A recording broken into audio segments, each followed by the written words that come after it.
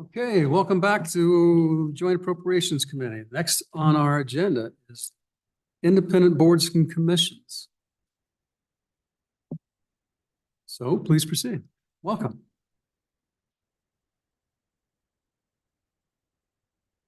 So, we're going to try to run through these relatively quickly. Primarily, if there are budget exceptions, anything unusual or abnormal, but we'll just rock and roll. All right. Thank you, Mr. Chairman. I'm Joanne Reed. I am the administrator for the A&I Professional Licensing Boards. I will keep this very brief. We administer services for 20 licensing boards, and Merry Christmas. Only one of them has an exception request. So if I could turn your attention to Agency 068, which is the Board of Psychology. Page? There aren't pages. There aren't page numbers on these. They start over with every board. Okay, give us a chance to get to it.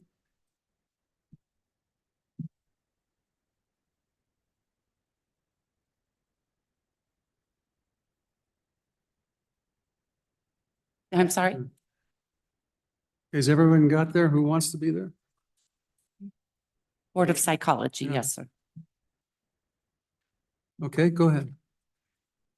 There are no pages. It's about right towards the back, in the last inch.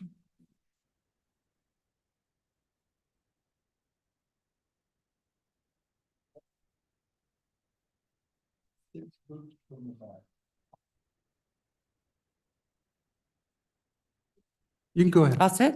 Thank you, Mr. Chairman. So once we've located the Board of Psychology, if you turn to page 10, that explains the exception request. This request is due to the 2022 legislative session when the board was provided the authority to collect background checks for initial licensees and current licensees every 2 years at renewal. This amount of $19,032 is the amount that would be billed to the Board of Psychology from DCI, and we would then reimburse DCI for those funds. Any questions about that? Okay. That's it? Thank you, sir. I told you it would be quick. Boom. Okay, time for recess.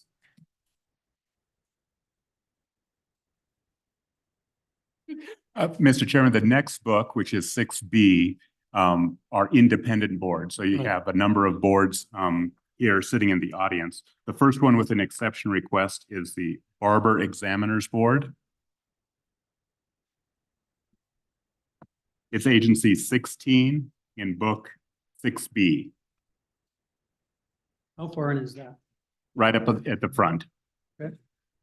So we're in the front of 6B, first one. Welcome.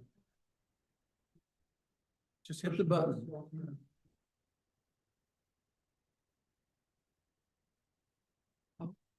Quit pushing it.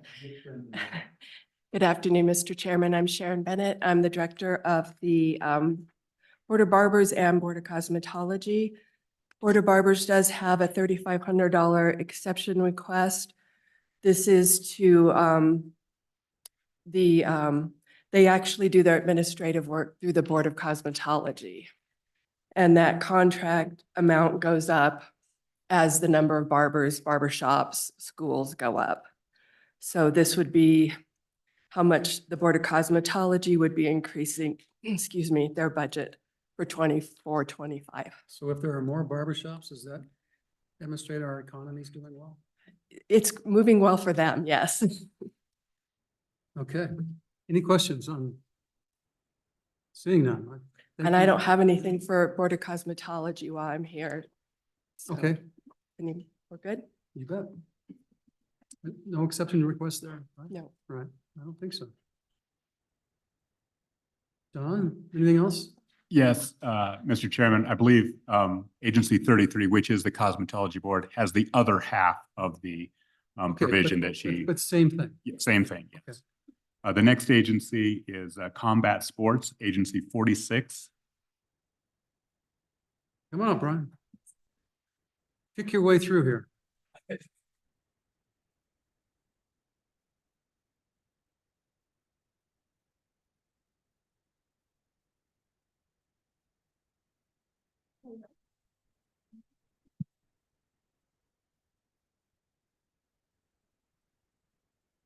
Fire away. Mr. Chairman, thank you. I'm grateful to be back among friends. It's good to see many of you again. Some of us serve. It was a minute ago. I served in 04 through 12. I served in House District 7 and House District 9. And it was a real pleasure to have the opportunity to do so. And maybe when my children are sick of me and older, perhaps I'll join you again. We'll find out. Mr. Chairman, the Combat Sports Commission is, we are married in an odd way to mineral severance. In 2015 to 2016, we had no events. Oil goes from $100 a barrel to $20 a barrel, and you start laying off rig workers and miners. Well, that's your fans for MMA are men between the ages of 18 and 45. That's also who was fighting. That was all the fighters. They all left, and we had no events. And I would share a bit of history for you folks. We ran out of money because we still got to pay ANI to confirm that we don't have any events. You pay a monthly fee to say that we do and don't have stuff. And I wrote the bill that created the commission. And when I wrote it, there was an auto collapse if we ran out of money, and we were running out of money. We had 6 shirts, 6 referee shirts. I purchased them from the commission for $2,000 and then donated them back. Mrs. Pedersen said that will never happen again. But I knew we could just stretch it out a little bit longer. And then lo and behold, oil returned. We're looking at probably having 22 events. It's difficult to project how many events we'll have. We are not generally funded. It's only based on fees that we charge promoters and fighters. Seconds, those are people who stand and clean up the fighter in between rounds. And we're hoping to keep it strong. And we have also done some traveling. We're okay to regulate events in other jurisdictions. If there is no jurisdiction, they will. In order to have the fight count, you have to have an ABC recognized commission come do it. We don't have a physical space. We exist on a laptop. We have 3 commissioners who are allowed to receive legislative pay, but if anybody submits me anything, they can go off the board because we don't have any money. We were able to finally get to a $10,000 savings because we were advised that that's what it would cost if we had a contested case. So we have $10,000 set aside. We have not had one yet, but it's important that we maintain that should we have to do that. And that was advised by the AG. I'm open to any questions that anyone has. Question, go ahead. So can you educate me? Is this a boxing? Is this martial arts?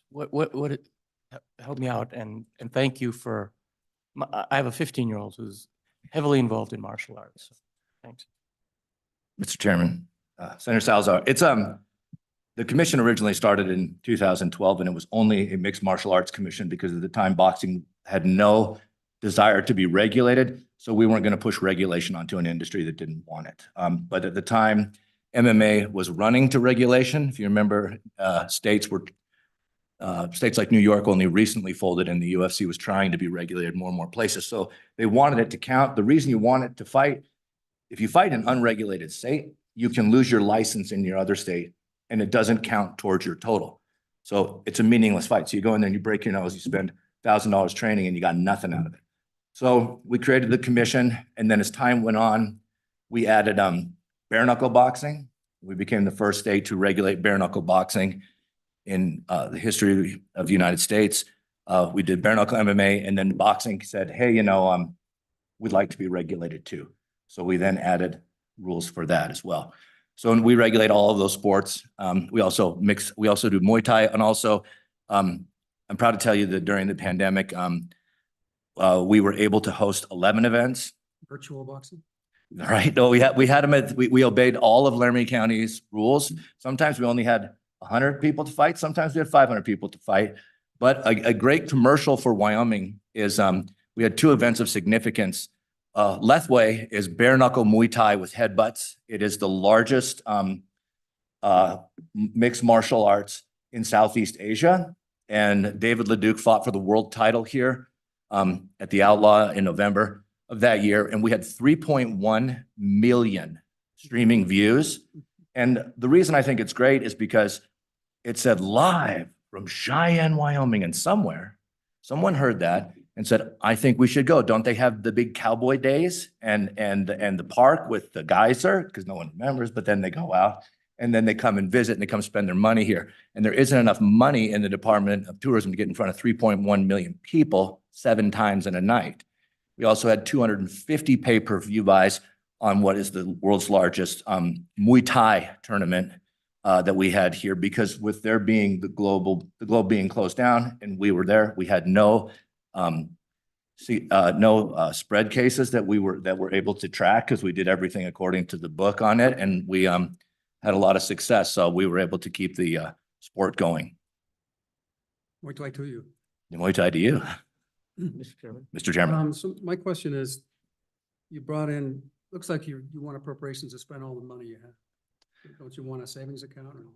Well, we think, Mr. Chairman, we think we'll have a savings account left over. Most of the money that comes in as events happen. So we will pay a licensure fee to the promoter up front. The fighters will pay, and no fighter pays their fee until the weigh-in, because they don't know if they're going to get hurt. And then the seconds, you're allowed 2 seconds, don't pay theirs until the night of the fight, because they don't know if they're going to show up. And I've said this multiple times. The number of fighters who have told us, I can't make the fight because my grandmother passed away, after they come face to face in the weigh-in, is wild, because they just saw someone in front of them and they don't want to fight them. And the number of excuses that we come up with. I think one person lost like 8 grandparents over the years because well, I can't fight all this. We could promote some longevity in the state if we got rid of it, because it's dangerous for people to do that. But we have most of the comes in as we go. So we're actually asking you to okay our spending authority for stuff that's coming up and not into our savings. Okay. Any other questions? Okay, appreciate it very much. Thank you, Mr. Chairman. Keep up Thank the you, fight. committee. Mr. Chairman, apologies. You'll have to flip backwards to Agency 19, Professional Teachers Standards Board, and the Executive Director, Mr. O'Connor, is available. Come on up, Mr. Connor.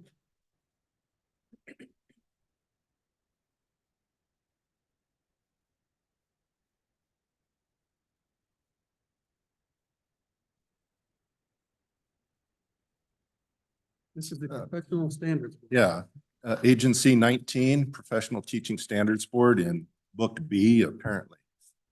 I don't have that one. Where in the book is it? Third one?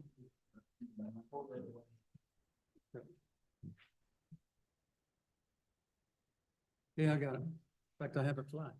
Okay. Thank you, Mr. Chairman. Please proceed.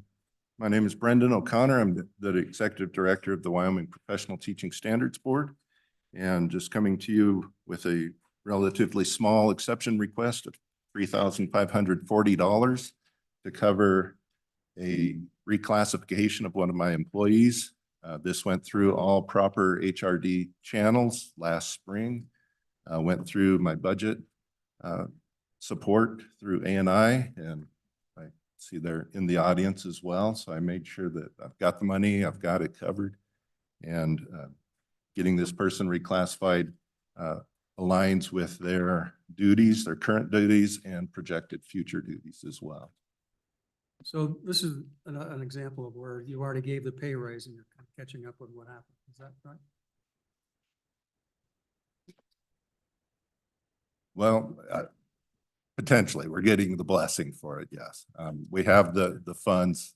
We are another funded agency as So well. what if we say no? I would talk with my budget people and we would work that out. I'm being a little bit facetious. Right. I heard a lot of the testimony this morning. I Okay. understand the concern with that. I'm sorry you had to sit through that. Well, no, it's informative. All right. Any questions? Go ahead. So why did it have to take place then? Why couldn't it wait till a budget session and funds were appropriated? I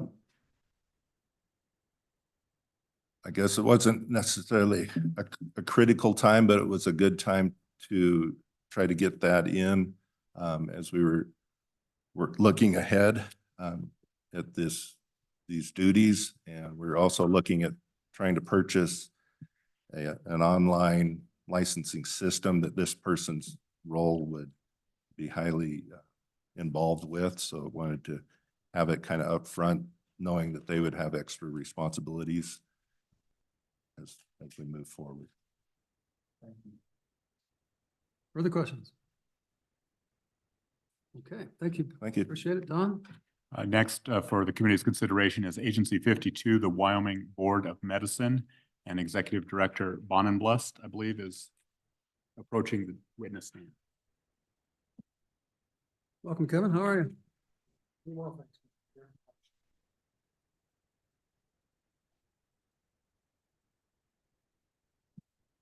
I'm Kevin Bonenblust, Executive Director of the Wyoming Board of Medicine. The board licenses and regulates, You pull that a little closer. board licenses and regulates MDs, DOs, and PAs. And we have just two exception requests for you. The first one is about $26,000. That's for technology refresh program. It's been through the process, and our friends at ETS have said, yes, that's appropriate and acceptable. So we would hope for your favorable consideration. The other one we have is involved in getting additional funds appropriated to salaries. In our note there, we indicate that these Medical Practice Act says that board members will be compensated in an amount and manner as legislators are. And quite honestly, we'd never done any research into it. And I was on the LSO website a few months back and then stumbled across all the policies that the legislature works under. And I went, oh, we're missing the boat on some of this. And, you know, especially I know you all are not compensated what you're worth. And I don't say that to be kind. Some of us are. Well, I'll leave that to your judgment, Mr. Chairman. But, you know, I don't think anybody ever gets compensated fully to make up for their time, but certainly when we're dealing with physicians, we want to at least show them a bit of love for putting their time in on the Board of Medicine. And it is a considerable time commitment. So I worked with Director Obrecht and CFO Cameraman and worked up a proposal based upon what the legislature has for its compensation, ran it past them, and they said, yeah, you could probably even do a little bit more here, but this looks good to us. And so that's what was the basis for making this request. We have the funding for it. We're not in any kind of dire straits, but we just want to make sure we're actually following what the statute tells us to do. Questions? Okay, appreciate it. And Mr. Chairman, one quick thing too, I heard this morning the discussion about ANI taking over fiscal duties for some of the boards.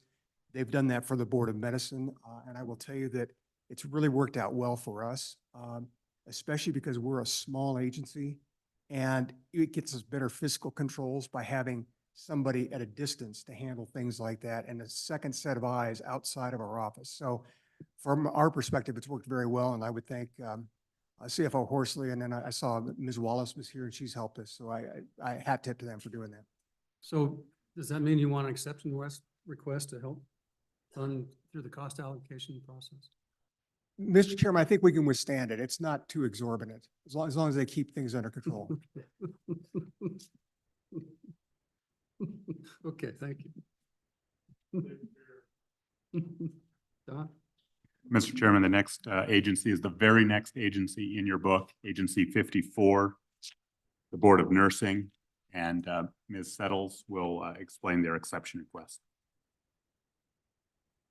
Welcome. Good afternoon, Mr. Chairman. I'm Rachel Philbrandt, the Executive Director for the Board of Nursing. Our exception request is for $11,632 to replace 6 computers and 1 PC that are currently out of warranty. We have also worked with ETS to ensure that proper Okay, replacement. questions? Thank you very much. Thank you. Next, Don? Mr. Chairman, members of the committee, the next one is the second to last agency in your book, Agency 75, Board of Outfitters and Professional Guides, and I believe Ms. McKee will present. Welcome. Welcome. Good afternoon. We have a very small exception request for the Board of Outfitters. 3 new computers with printers per ATS requirement to upgrade for safety reasons, cybersecurity, and that is in the amount of $6,171. Questions?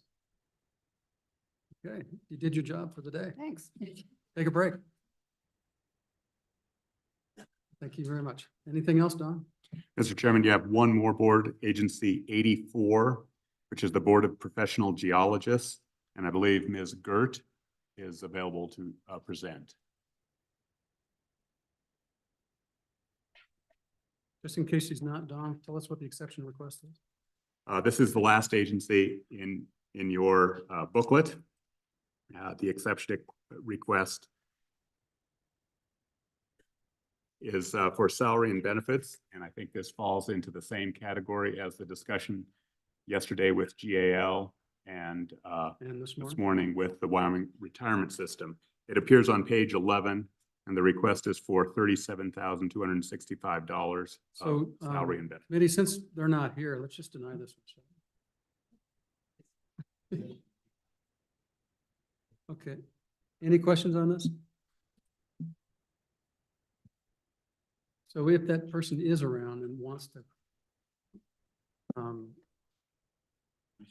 respond, just we'll let them in and scoot them in. Okay, Don? All right. Anything else, Don? No, Mr. Chairman. However, I will note that there are 2 larger boards that will come up before you separately. And that's the Miners Hospital Board and the Gaming Commission. With that, Mr. Chairman, I think you're ready for the next item on the agenda, which is state capital construction, the state portion. Now we're going to have some fun. Thank you, everybody, for being here.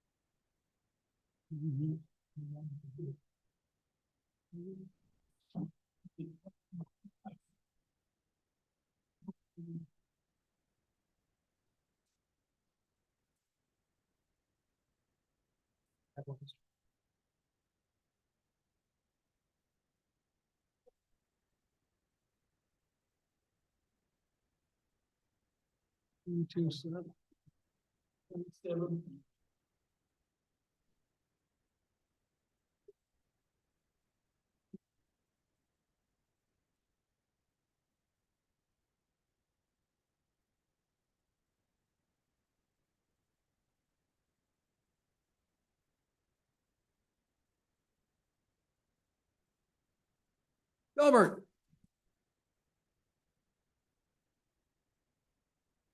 Thank you, Mr. Chairman. It's a pleasure to be here.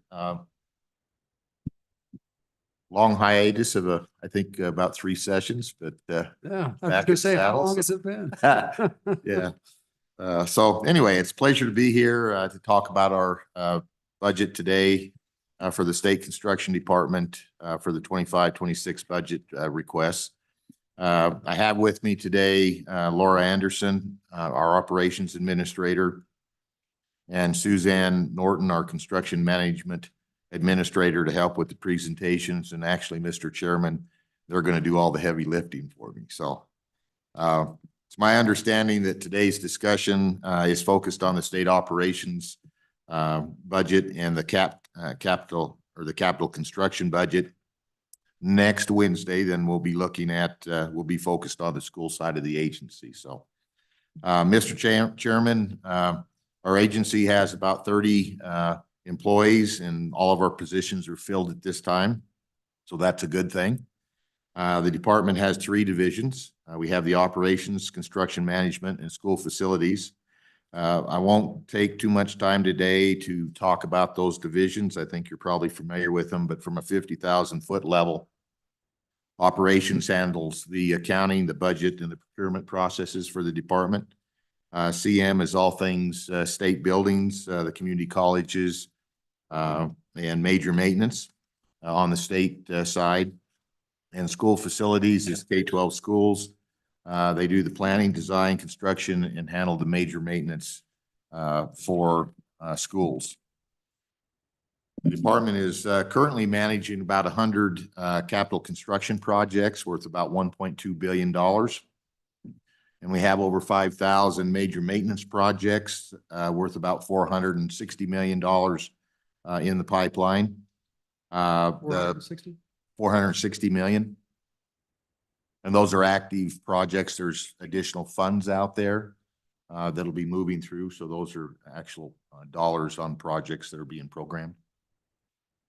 The budgeting, procurement, and the billing data for all of this work, as I mentioned earlier, runs through the department's operations division. So they have a heavy lift in taking care of all those change orders and all those processing, all those payments for the vendors, as well as with the procurement section now handling all those requests that flow through for state agencies as well as our projects themselves. So this past year, we faced a few challenges.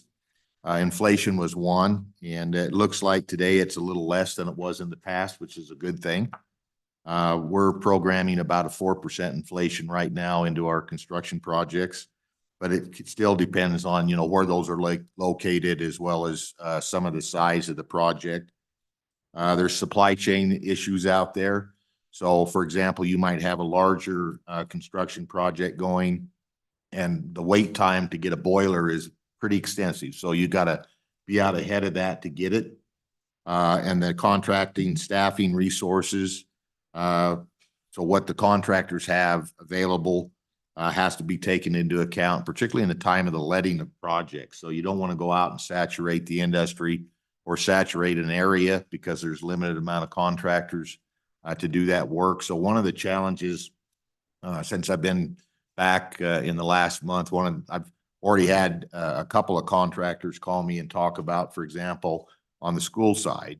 Typically, we do a lot of our major maintenance or larger work at the schools in the summer months. It's pretty condensed time. And with some of the supply chain issues going on, that can impact cost for projects. So that's another thing that I plan to meet with the school districts on in the future and see if there's certain things we could spread out throughout the school year where we're not bothering the students when they're in school, but yet get some of that work done instead of trying to condense that all into a shorter work season.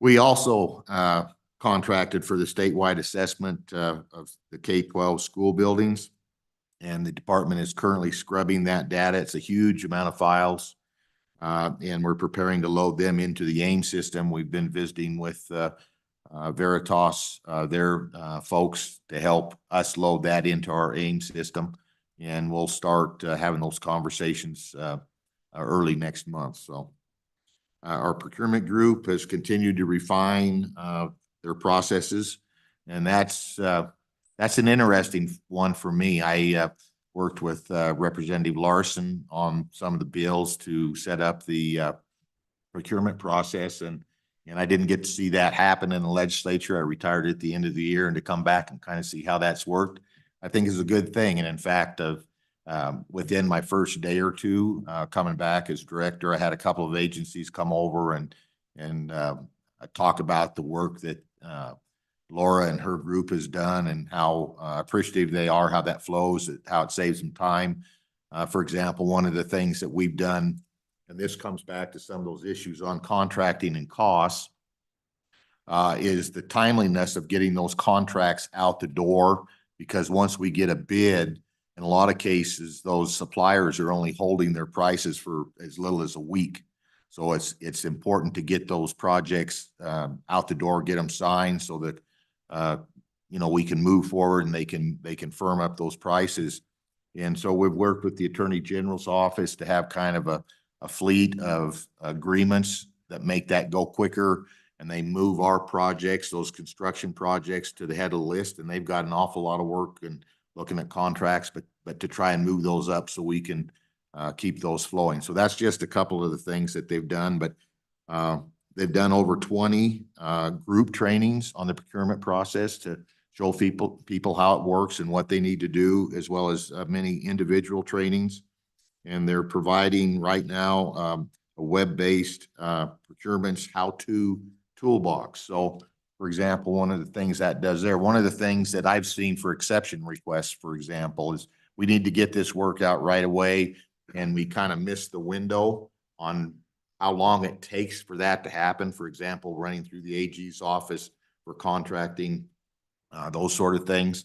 So there's a toolbox where they can actually enter in the date when they want that project to be out on the street, or when they need to have that contracted, and work backwards in that toolbox that will show them, okay, then you need to have it to us by such and such a date for that to flow through the process. So things like that, again, it's great to see the hard work that they put in, and I think it's made a heck of a difference. It streamlined it, the process for the contractors as well. It made it uniform, so they understand what to expect. It's not, you know, a different set of rules over here versus this other side of the house. So, and so that kind of, you know, I mentioned earlier, that leads into our bid exception process. That training is continuing and being refined at this time. And I can say that I think we're seeing fewer of those exception requests, which was the goal, because of the toolbox, some of the training, and then just the outreach that we've done with the agencies. And so that's good. It slows down the workload that I have to do to sign off with those at the end of the day. So looking forward into the next year, the SBC, and some of you serve on some of those committees, that they have 5 working groups that were established again about the time I'd left.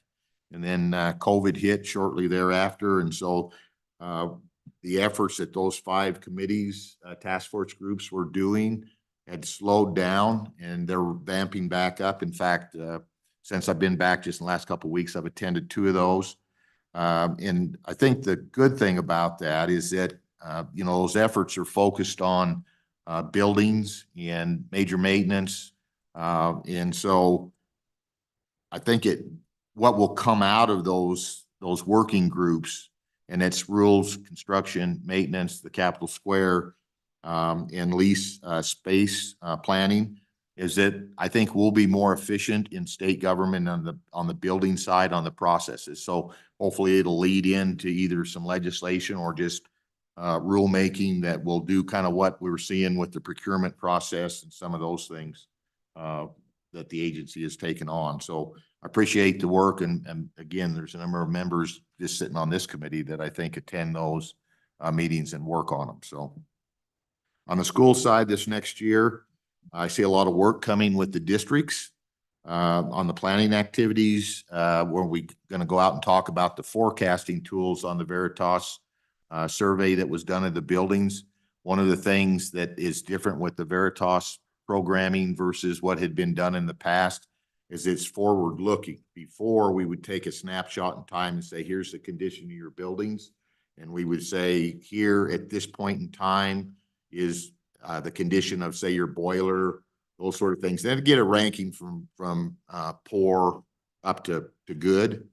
Now what it does is it looks out into the future and says, okay, we think this is in good shape now, but 7 years from now, you better have this on your radar because its life cycle is coming up.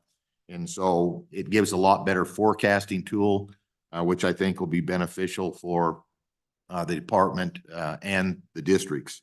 So we need to work on that. We needed to have some training on those type of issues with the district, not really issues, but you know, what's in that reporting tool that we have now and how that can work and benefit the districts. We have numerous Mercer studies that we need to complete, most cost-effective remedy studies on money that was funded last year's budget, as well as in the budget request you'll see coming up now. And that's for projects that have come up on capacity, condition, those sort of things. And so we look at what will it take to fix that. So that could range from maybe you go out and do some major maintenance work all the way up to the replacement of a new school in total. But that analyzes different options and comes up with what would be the most cost effective for the state of Wyoming on those projects. And finally, Mr. Chairman, today we're going to talk a little bit about AWAC positions in our exception request. We're requesting 3 of those. Those are positions that we would use for boots on the ground. for inspection on our larger CapCon projects.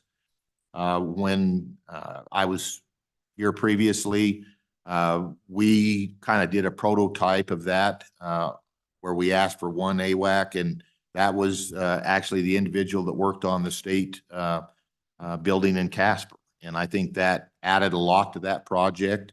One of the things that they do is we put them on early enough that they can start in the design process and work and have comments into the buildings being designed. They then have, when the construction starts, an understanding of why it was designed the way it was designed.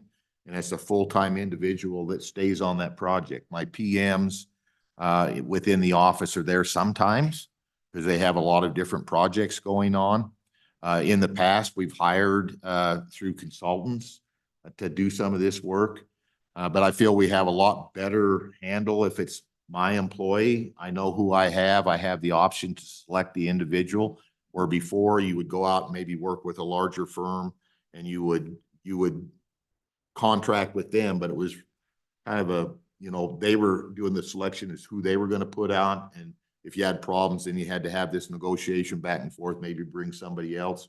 Where right now it's an individual that works directly for us. And we've gone in and done some analyzation on the costs, and it's pretty significant cost savings to have an AWAC employee. And you'll see in the exception request, we're not asking for any dollars. Where the money comes from for that AWAC position is out of that project costing itself.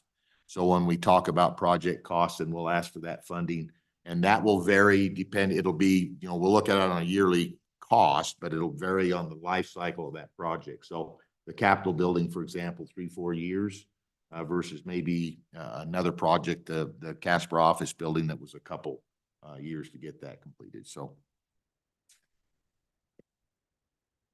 and so thanks again. Appreciate the opportunity to be here. And if there's any questions, I'd be happy to answer those, myself or my staff, or we can move into the budget presentation itself. Any questions? Go ahead, Jim. Mr. Chairman, the A&I presentation was looking for a construction manager similar to what you have. Is that a good complement for you guys? Would you work together, or how would that work? Mr. Chairman, yeah, I've actually had conversations with the director about that position. And I think I truly support that. I think they need that. That would certainly help with their workflow. And it's not just somebody to manage the projects themselves that they have going on, but to get those up and running, get the work processes done to move that forward. And yes, we would work closely with them. And actually we're doing that right now with health in their position. And in the past, Billy Holmes with the health department actually had an office. He worked for health and he was their PM, but he had an office in my office, and we worked side by side. So whatever training they would need, whatever assistance they would need, getting this person up and running in the system, again, working through procurement, we would certainly do that. But I do highly support her having that position.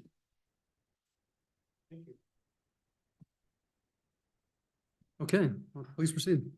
Okay, Mr. Chairman, with that, let's move to page 19 of the 027 budget. And I'm going to have Laura lead the discussion on this. So with that. And Mr. Chairman, I forgot protocol, I guess. I'm Delbert McComey, the Director of State Construction Department. I was thinking we ought to go to page 15 first and talk a little bit about major maintenance. Okay. So you may know, obviously, Dale, that Appropriations has a major maintenance bill that we've been working on. Mm-hmm. And it does certain things. And so if you would, just in generalities, I think you've had an opportunity to review that bill and what we're trying to effectuate. So I think having generally tell us about major maintenance, what the needs are, what the typical protocols are for what's necessary, and then how that dovetails with our bill. Okay, thank you, Mr. Chairman. So we have major maintenance budget in both the CM side and the school facility side.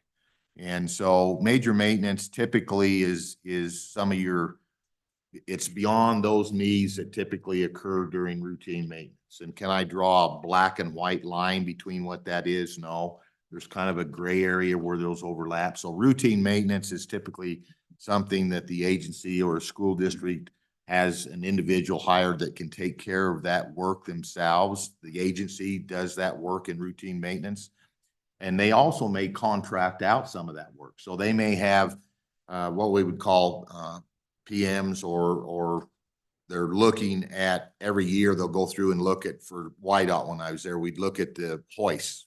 And so we don't have anybody internal that would look at hoists, so we'd contract out with a firm. They'd come around the state, look at all the hoists, tell us whether they're in good shape, bad shape, what we need to be taking a look at, because it's a safety issue on a hoist. Elevators is perhaps another way. But when it comes to fixing the elevator, say it breaks down, you know, those can get pretty pricey, can be in $1 million range. So that could fall under a major maintenance contract. When we went out and did the review, both on state buildings, I think in 2015, 16, and then the latest one this last year with Veritas, we look at components of a building. So there's a number of those. So you have the outside of the envelope of the building, you have the electrical system, you have the boilers, the heaters, what they call HVAC, the electrical inside. You look at flooring, carpeting, foundations. You can go outside the building, look at sewer wells, those sort of things. Those are bigger dollar items, and they're more of a specialty item that you typically don't repair with in-house work. So I think if you look at your own house, you know, you might do some of your own painting or something, but there's probably very few of us go up and put new shingles on the house. We typically hire that out. So that's a big thing that you'll see in budget requests, is new roofs on all these buildings. And so when we come back to the bill itself, I think one of the strong points there is the routine maintenance, and how do we analyze that? How do we do that? And I think there's different levels of sophistication, both within the school districts and within state government itself, within the community colleges, on that level of routine maintenance. And if you don't do your routine maintenance, that's going to add up into those larger dollar fixes of major maintenance to get those things done. And so I think that all ties together. If you don't do timely routine maintenance, it leads to major maintenance. If you don't do timely major maintenance, it leads to either remodels or big capital construction, maybe even replacement of buildings. And so it all ties together. I think this bill kind of leads in that direction. I think it's trying to set up systems so that we have timely routine maintenance. And again, I've personally experienced both in when I worked for YDOT, I handled part of my duties as chief engineer was the oversight of all the buildings. And then certainly on the state construction, school facilities side of the house, where we've seen, for example, when you have boilers, particularly big boilers, you have systems that help scrub that water, soften the water so you don't get buildup of calcium and stuff. And in some cases, people frankly didn't know that that was something that needed to be looked at on a routine maintenance, and they didn't do it. And it ended up in some $1 million bills to fix those boilers. Go ahead.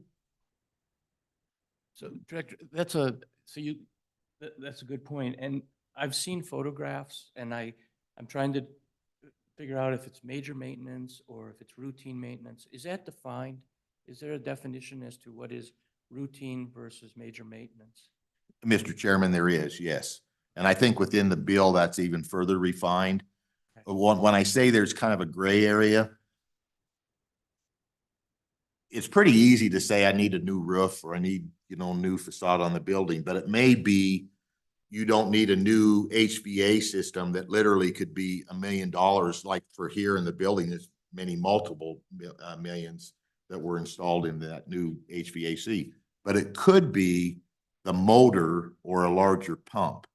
So does that fall under the routine maintenance budget, or does that fall under the major maintenance. When I get that request from the school districts, it's because they're out of their routine maintenance money and they want to replace it. And they've got a good argument, you know, I'll ask them back and forth, well, that should be under routine maintenance. And they say, well, yeah, but if I don't have the money to fix it, and if I don't stay up on it, then it's going to lead to a bigger a major maintenance dollar. Chairman? So, So I saw a photograph where in one facility, the roof was, the ceiling was leaking water, dripping. But if you open it, it looked like the pipes were then obviously. And so there's a question, is that routine that simply wasn't done, or now is it turned to major maintenance? And there seems to be a real fuzzy area as to what that is. well, in that case, you know, it would depend on the pipe itself, but it may just be aging out. So it might be pipes that are 30 years old and copper. And so they could end up having multiple holes over time. So we would come in and look at that. And so that may be then they'll do a quick fix on routine maintenance. And then we'll look at a major maintenance project to replace a larger portion or all of that in a building. But I would say if it was just a leak off of a pipe, that would probably fall under a routine maintenance. So they could come in, spend $200 for a plumber to come in and fix that, just like we would at our house in Roth, and that wouldn't fall under the category of major maintenance. Representative Lewis. Thank you, Mr. Chairman. So, Director McCombie, as we look at these physical assets, isn't it fair to say that in a building, we anticipate what the life of that building is? And within those buildings, we have components and they too have a life cycle. That's correct. And if all of those components, we try to maintain those to where the building as a whole will reach its maximum life cycle, maybe even more. And then when you take that down a little further, each of those components, you want them to reach their maximum life cycle, maybe even a little more. And historically, the way you do that is through routine maintenance. You get more mileage out of your tires if you rotate your tires. It's kind of that. And so, but isn't that really the essence, is we're trying to prolong and reach the maximum life cycle or exceed it through routine maintenance, and then major maintenance prevents capital construction expenditures, but overall we're protecting the assets, the life of the asset. That's correct. And so we'll follow up on that, because Appropriations has a bill that actually defines major maintenance and routine maintenance further, and requires routine maintenance. Otherwise, you get penalized on if and what happens when you have a major maintenance issue. So we just kind of want to lay the foundation for it. So Mel, now talk a little bit about industry practices on how much we need to save or allocate for major maintenance in general. Mr. Chairman,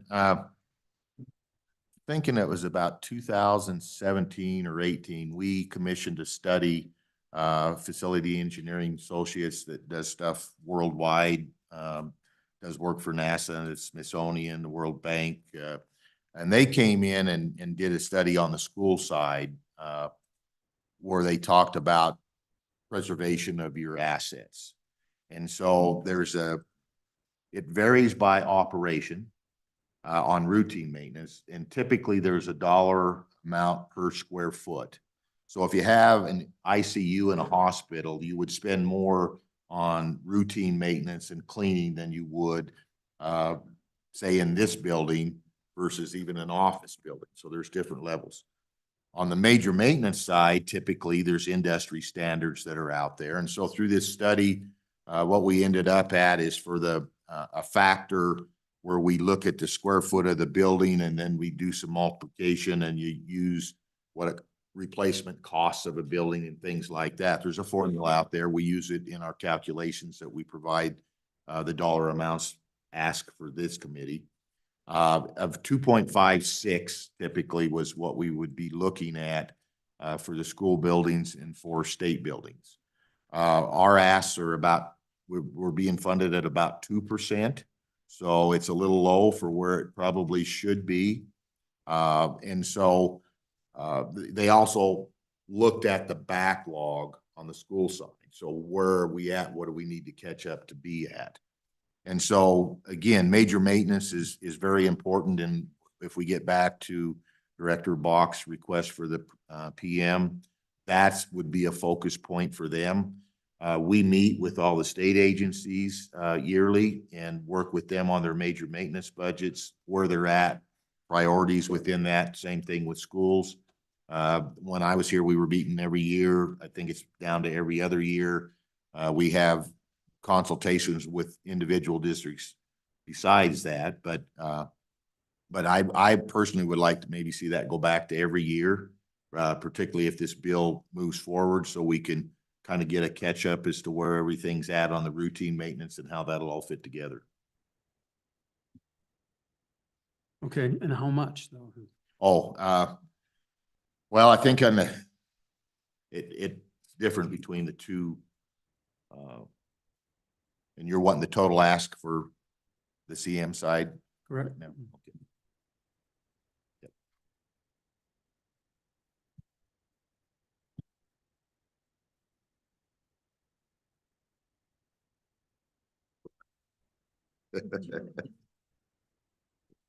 Right now, the replacement costs for our buildings are about $1.5 billion. The biennium amount for the 2% is $54,800,000. And at 2.56, that'd be about $70,200,000.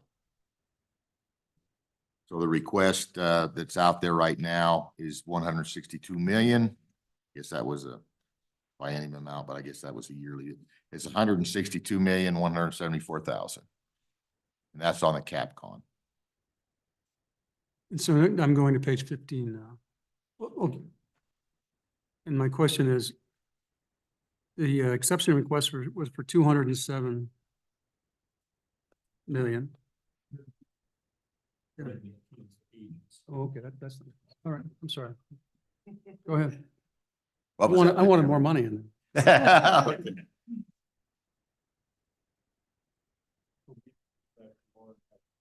Yeah, okay.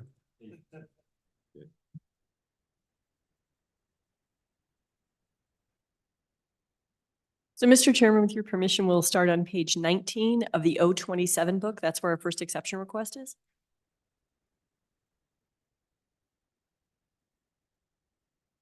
Our first exception request is for $14,033 of school funding, which is one time. This is just for our TRP replacement.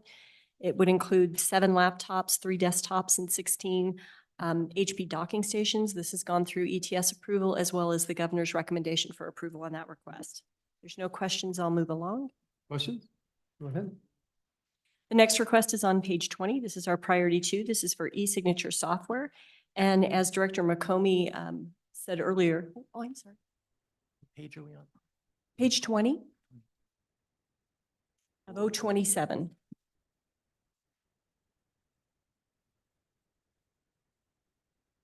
Go ahead. Okay.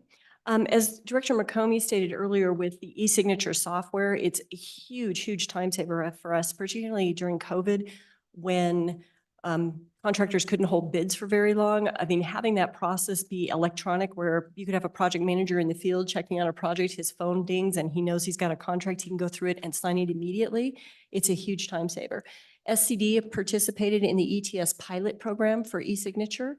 And our understanding is as that program is ending, ETS will negotiate an enterprise rate and then each agency will be able to do a contract for their e-signature. So we definitely want to be participating in that. Just as an example, we had over 94% completion rate on all of the contracts or e-signature documents that we initiated, which is a very high rate of completion. We completed 56% of those within 6 hours and 72% within 24 hours. So we can really keep things moving along and keep our projects going if we're part of that program. So our request is for $10,000 of ongoing funds, 25% is general fund, and 75% is school foundation program Okay. funding. Keep going. Mr. Chairman. We don't have to spend a lot of time on it. Just a quick question on the final point. The request was for this 10,000, Chairman, to be split 25% general fund, 75% school funds, yet the governor's recommendation is all 10,000 to be school funds. Is there it makes sense to split it slightly because it works on both sides of the agency, the state side as well as the school side. Mr. Hibbert, any comment, or should we just keep spending school money?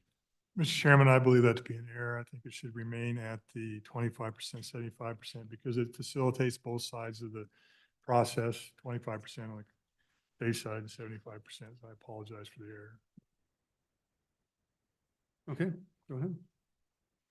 Mr. Chairman, our next request. Mr. Chairman, I'm sorry, Laura. No, go. The table is correct.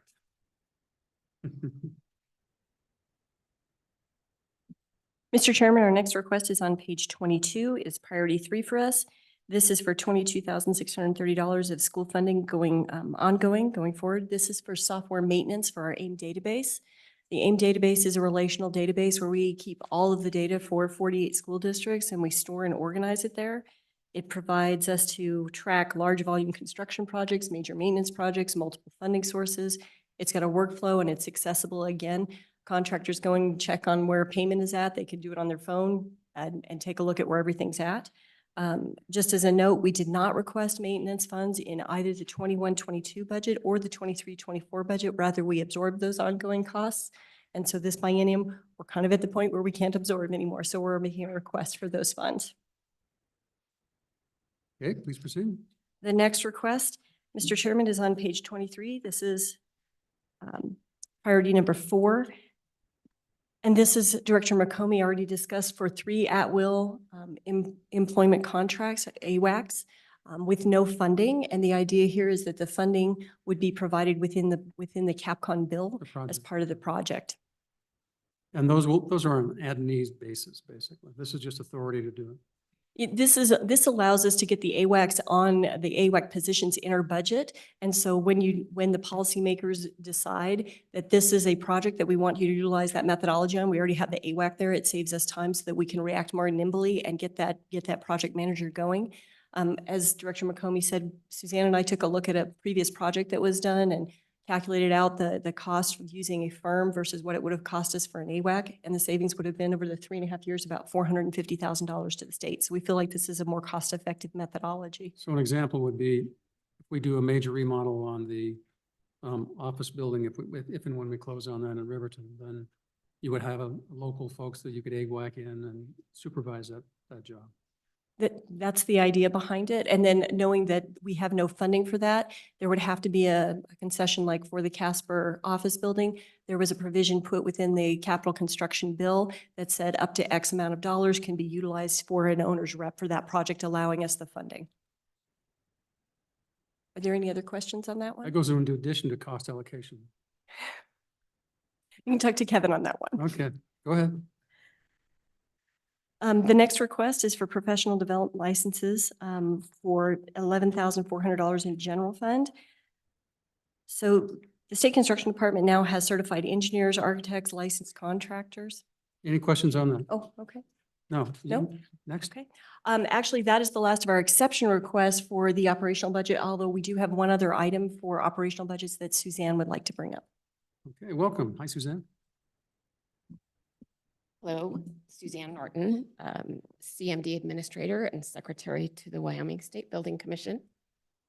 In the 23-24 biennium, $1 million was added to our operations budget for capital outlay to improve the acoustics in the capital extension and to the Hirschler building and the spaces underneath the building. So we can't quite hear you. I'm sitting really close. I was wondering if I could get like some voice. There is no page number for this one. A voice transplant or voice coaching from Mr. Pedersen.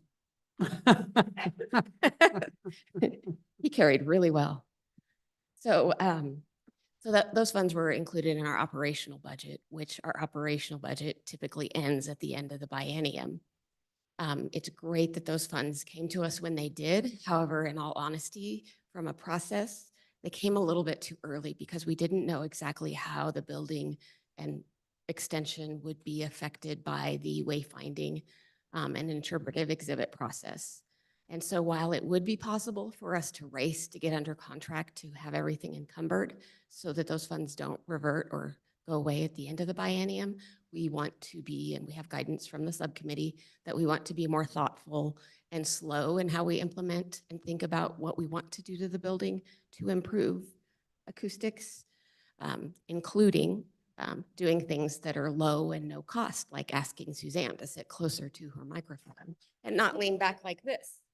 So those are very low cost. There can be a lot of training there that could help the acoustic and audio transmission within the buildings and spaces. See, I looked away and it glitched out a little. So coaching is a very low cost. There are improvements that we may deem to be appropriate with guidance from the subcommittee to improve the building that will affect the walls or the ceilings and so on. But we want to be really careful, really slow and careful in how that is. So if these funds could be viewed as capital outlay, which by statute 9-4-207 does not necessarily have to revert. So let's go back to the beginning. What you're doing is you're asking that certain funds that we did for the capital complex do not revert. Correct. Yeah. Yeah, the acoustic study. And is it only for the acoustics or all, most of that funds do not revert? Yeah, everything else does Yeah. not revert, but this Yeah. $1 million that's in our operational budget. So we're going to leave that money in there until we can hear you properly. Yes, I'll be your guinea pig. Okay. Don, you want to just make sure we do that? Yeah. Okay, anything else? That's all on that operations budget. Okay, anything else? Next. Mr. Chairman, that would be the end of our operational budget in 027 for this session because everything else is related to school capital construction, Okay. and we're doing that next Wednesday. So that would mean Suzanne's up with cap. Okay. Mr. Chairman, we're over to capital construction now, so Suzanne will do the presentation on the budget. Okay. Okay. That's the book that I started with. Mr. Chairman, this is book 227. That's right. That's what I did. Okay. Okay, major maintenance starts on page 12 with the state construction enterprise major maintenance request. This funding is for state-owned buildings, state parks, buildings and structures, roads, concrete, asphalt, et cetera, all community college buildings and all university buildings. Can everyone hear Suzanne okay and understand?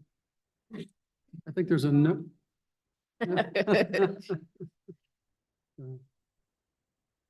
So Suzanne, I think the question was that we were having earlier is the school we've got funded at 2.56, that's a statutory requirement. We've always kind of based the state facilities off from that. And this year, the recommendation is being changed to 2%. And I think the question that we're asking is advice as we consider this in markup.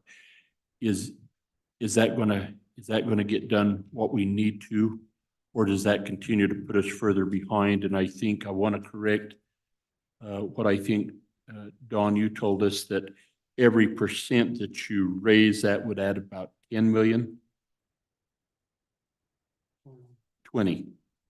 20 million to the request. So if you could just give us an idea that if 2% is wonderful, but is it getting us where we need to be? Mr. Chairman, what I have to say about major maintenance is if we didn't have any other projects or if we had all other projects, but we could only fund one thing, we need to fund major maintenance. Our business, our primary mission is asset preservation. And so major maintenance is, along with routine maintenance, preventive, of course, is important, but major maintenance for our group is the most important funding. And yes, we do continually make our chart so that we request the 2.56 because of that previous study. But in my research, if you go way back to 1995, there was a really well done study by Management Audit Committee where in the first quarter or so of the book, there was an entity that was quoted that said the National Academy of Sciences Building Research Board referred that maintenance and repair spending should range from 2 to 4% of the facility's replacement value, and that the 2 to 4% funding level should be an absolute minimum.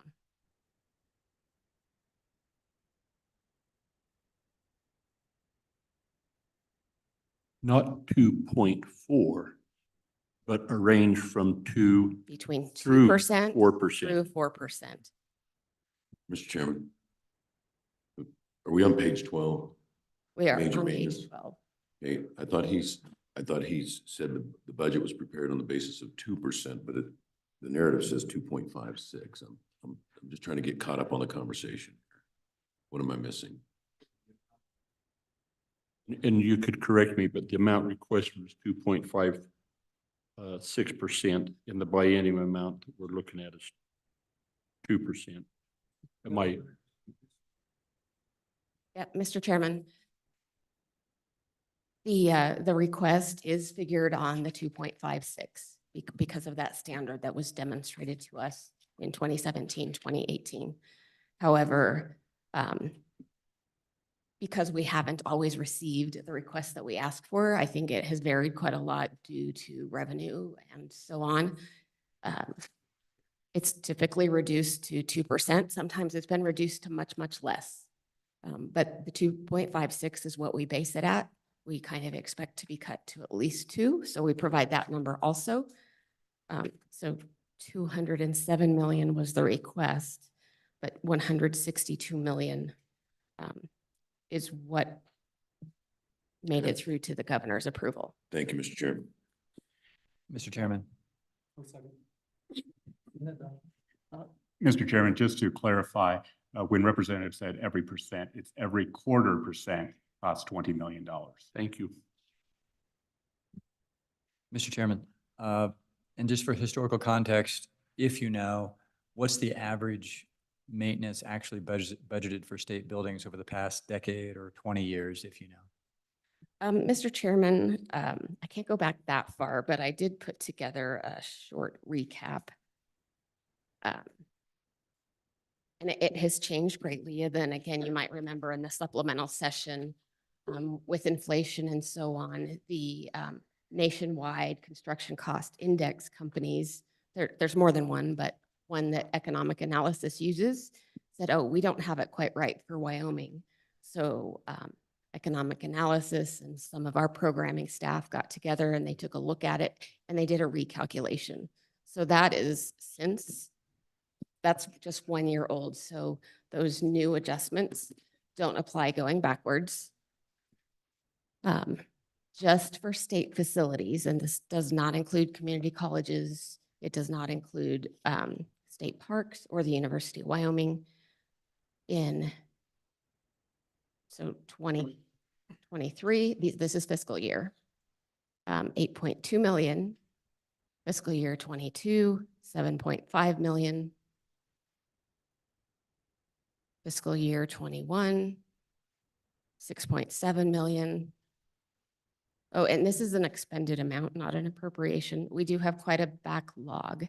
Mr. Chairman, I probably asked my question in a vague manner. What I sort of meant was you'd requested 2.56%, governor recommends 2%, and I've got a vague, fuzzy recollection of what we've done in years past. But if you know, in the past, say average over the past decade, have we been funding it at about 2%? Or has it been on a roller coaster, sometimes high, sometimes low? Thank you, Mr. Chairman, and I'll help answer that question. On the state side, we're not statutorily mandated to any percentage. We have, as the good representative next to me had commented earlier, we have tried to mirror it at the 2%, which is what is statutorily required in the school side. This has also been a great location to find savings on years of financial struggles. And so major maintenance on state buildings is where we have came up with funding to make up deficits over the years. So on the years that the money was okay, we funded it at 2%. on the years 2016, 2020, this is a place on the state side that the governor and or the chief executive went to find funding to pay for other portions of state government. The department would probably have the exact numbers, but that gives you a 100,000-foot view of what has occurred over the last 10 or 15 years. And that was a result of actions of this committee where we lowered it. So, okay, please proceed. Mr. Chairman, so with that, page 12, the request was 207 million. The governor's recommendation, approval of 162.1 million from SIPA. Of that, 144,877,366 is effective immediately.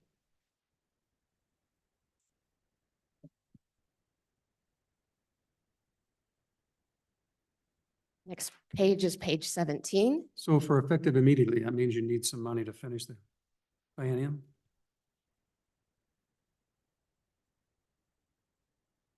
Mr. Chairman, it's an ongoing need. As I talked about a little bit earlier, we're behind the curve, and if we get money earlier, we'll get it out the door quicker. I think the other thing that it does for us is that, again, I talked a little bit earlier about spreading out the construction season, and it allows us more flexibility to do that also. And Mr. Chairman, if we wait till July, we've missed a good portion of the construction season for that year. Okay, proceed. Mr. Chairman, page 17, SBC Contingency Fund. This allows the construction management division to be responsible and ensure work can be initiated in a timely manner, and also allow the state to be nimble when considering purchasing property. It allows development of building projects through level 1 and 2, and allows the SPC to administer emergency repairs to state facilities and conduct additional approved facilities and repairs as funds are available. The State Construction Department and State Building Commission recommended approval of $10 million. The governor's recommendation is approval So of the Del, same. can you give us examples of what you use this money for? And what you can use it? I'm sorry, did you say Suzanne or Dell? I said Dell. Just Thank you, Mr. Chairman. So we look at development of building projects on level 1, level 2. So your planning portion of that, acquisition of properties that may come up from time to time, emergency repairs for state facilities. We've had boilers go down unexpectedly, so that allows some flexibility for those type of repairs. And then the SBC approval for facility repairs, renovations, upgrades have been used for those funds. And so, I mean, I think what's important about that number is the ability to acquire properties. That's correct. So for example, if, you know, it costs $10 million to build a new building in Riverton, and all of a sudden, if we find something that pops open, like we did for the office building, like we did for the Unicover warehouse that's here in town, where you can get it for 1/10 of the cost of a new building. But it just comes for sale and you need to buy it because it's a wonderful deal and you need the space, then it's just a mechanism for us to save money, and gives the flexibility, the SBC, to jump when the fire's hot. That's correct, Mr. Chairman. You know, in Realty Market, for example, that you're using there, they're not going to wait for the next biennium for us to come back and try and buy that property when they could have other buyers out there. So it gives the state the opportunity to, as you mentioned, jump on that right at that point in time. Okay, please proceed. Suzanne? Mr. Chairman, I would also add. Go ahead, Representative Henderson. Sorry to interrupt, sir. I'm just not understanding why we have 17 million, then recommended 10.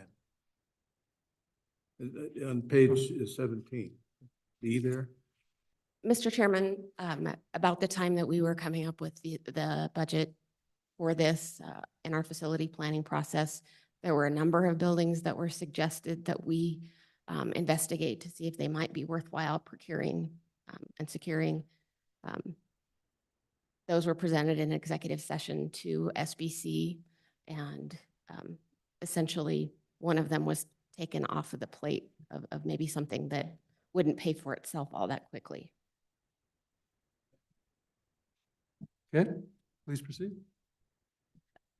Mr. Chairman, I'd also like to add to the contingency fund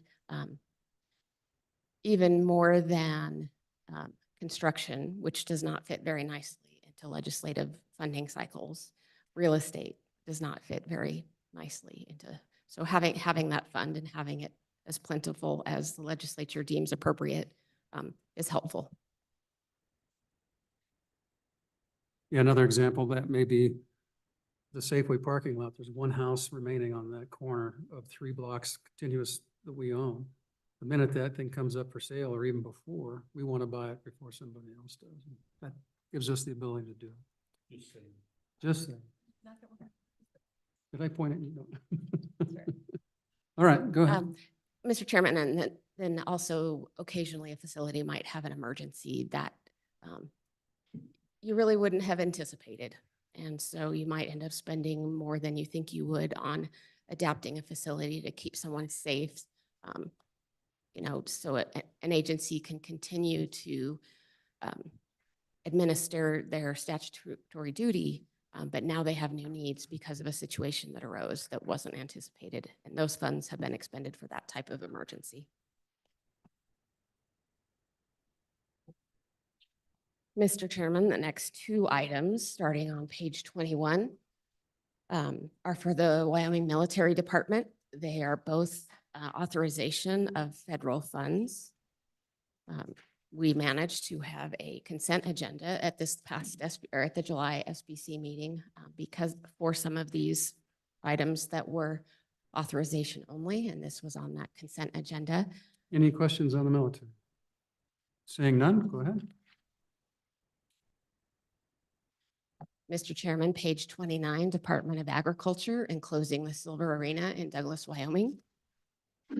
The level 1 and 2 feasibility, reconnaissance and feasibility study resulted in a cost estimate of $23.6 million. So the request is to go forward with that. The State Construction Department and SBC recommended approval. From the agency's perspective, having an enclosed arena expands the interim season and the offerings that they'll be able to conduct. It will maximize revenues and contribute to economic growth. From a facilities perspective, this would allow the state fair to eliminate difficult transitions that they work on and promote efficient space utilization. The governor's recommendation was approval of $5 million of SIPA effective immediately to be used for matching and fundraising from private and other sources. Go ahead. Thank you, Mr. Chairman. Suzanne, can you remind me, where were we at on that in the traditional process of capital construction? Have we done a level 1 and a level 2? Mr. Chairman, Representative Larson, yes, the level 1 and 2 was complete in June, July-ish, just in time for us to put this budget number in the CapCon book. Thank you. And so with the use of those dollars, they're time limited. So I take it that that's going to happen. Mr. Chairman, I think we might need a little bit of clarification regarding the change of SIPA effective immediate to be used for matching and fundraising. I'm not completely clear on whether this would let us go to design, because if we could, that would be great. But there's other intent here that I haven't discussed with anyone. Okay, I see. Yeah, go ahead. Mr. Chairman, the $5 million is to find a way to get other partners skin in the game on the project. The effective immediate nature is that in the environment of inflation, we can take an opportunity to maybe lessen that impact. And also on a profile, there's funding that was above the Craig estimate, is about $305 million. And rather than having effective immediates in other places to access those funds across the wide expanse of all the budget, it's simpler to have it here in the state construction department budget as an effective immediate. But I would point out that the amount that's over the budget from the previous Craig is just about exactly the same as the governor is recommending for savings. So if you look at the profile, you'll see that the governor's recommending $265 million of savings, and he's also got about $50 million that's flowing into Lizard to $305 million. But the real motivation here is to avoid inflation if we can on state construction projects. Thank you, Mr. Chairman. And so Director or Suzanne, I think we have a better understanding of what the governor's intent was to raise additional money. To your point, that you could go ahead and start on the planning process. If we put that in the state, some additional funding in the state contingency for to move forward with the design phase of that, could you maybe provide that number for us that would be appropriate? And would that not be the right place to put that? Mr. Chairman, I would speculate that $300,000 to $400,000. For the design? No. Do you want to get that back to us? We Yes. give you some time to thoughtfully think about it. We can Thank you. follow up on that. Thank you. Okay. Please proceed. Mr. Chairman, the next three projects are all the Attorney General's Office, Wyoming Law Enforcement Academy in Douglas, Wyoming. I believe we have Director Chuck Bain watching on YouTube. If there's any desire to have him admitted to be able to provide testimony for any water that I'm not able to carry on the behalf of that agency, you might want to allow that. But on page 33, the Wyoming Attorney General Law Enforcement Academy Firearm Ranges Indoor-Outdoor Patrol Rifle Construction in Douglas, Wyoming is a request of $21.7 million. This overall, the Law Enforcement Academy was built in 1984. In nearly 40 years, there have been nearly zero improvements. A few years ago, they did build a 1,500 square foot storage building. And they don't have very many square feet, so they don't earn much major maintenance. They do a great job taking care of the facilities, but literally everything is original. And so you can also imagine over that time, law enforcement training and standards have changed drastically, including the type of weapons and shooting and drills that cadets and different kinds of law enforcement officers go through. The Law Enforcement Academy has detention officers basic classes, 6 classes per year for 8 weeks, patrol officers basic classes, 6 classes for 13 weeks, advanced firearm training, firearms instructor training, red dot site instructors class, a whole list of different kinds of things that they offer. And right now their student load is capped at 40 due to their facilities, but they would like to expand it to at least 50. And these 3 projects help them accomplish that. The new firearm range will be built on the existing location of the EVO pad, which is the next project. EVO is Emergency Vehicle Operations.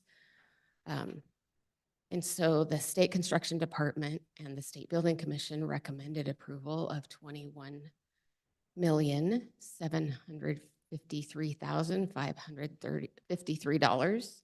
And the governor's recommendation agreed with that approval with SIPA effective immediately. Are there any questions on the indoor, outdoor, and patrol rifle construction?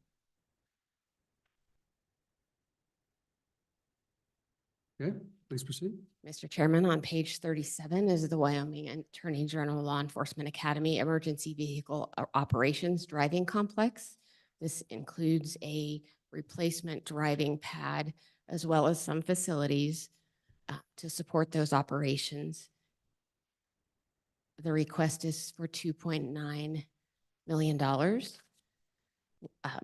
Level 1 and 2 was complete in July of 2023. The State Construction Department and State Building Commission recommended approval. The governor also recommended approval of $2,984,453 of SIPA effective immediately. Be hard to do that when SIPA's gone, isn't it? If it's gone. questions? I'm sorry? There'll still be money. Mr. Chairman, page 41, Law Enforcement Academy interior remodel in Douglas, Wyoming, funding for $1,373 and sorry. Is it okay if I abbreviate? What's your pleasure? 1.37 million. The level 3 design, this is level 3 design and construction funding. The level 1 and 2 study was complete in May. This is essentially, 40 years old. Their housekeeping facilities no longer can accommodate taking care of that many cadets and people that are on site for training. This is apparently the late year of law enforcement in Commerce County. Mr. Chairman, yes. Governor recommended approval of the request as submitted with SIPA effective immediately.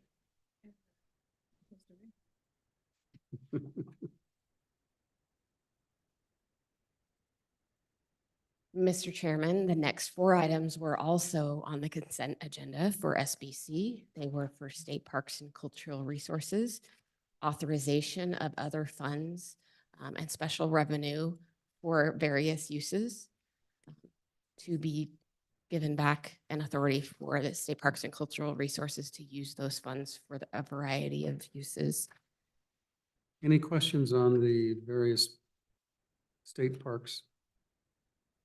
Mr. Chairman, I would like to add that some of the funds, we ask that the funds be directly appropriated to the state parks and cultural resources in lieu of to the state construction department. So a B11 will not be necessary.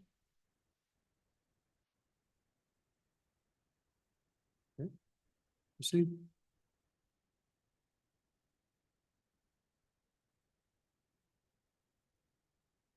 Mr. Chairman, page 62, Wyoming State Parks and Cultural Resources, State Museum Facility, Level 3 Design and Construction for $154.5 million. From a facility management perspective, I'd like to advise that office buildings are not favorable to museum displays and artifacts. The level 1 and 2 study was complete again this summer in time for this request to come into the CapCon budget bill. The museum was originally accommodated 5,428 artifacts in the museum, but they now have over 72,000 artifacts in the collection. The state construction department did recommend continuing design if the state has an appetite to provide adequate facilities for the museum. However, a motion to approve did not have a second, and the project was not approved. The governor's recommendation is denial of the request as submitted. We'll see.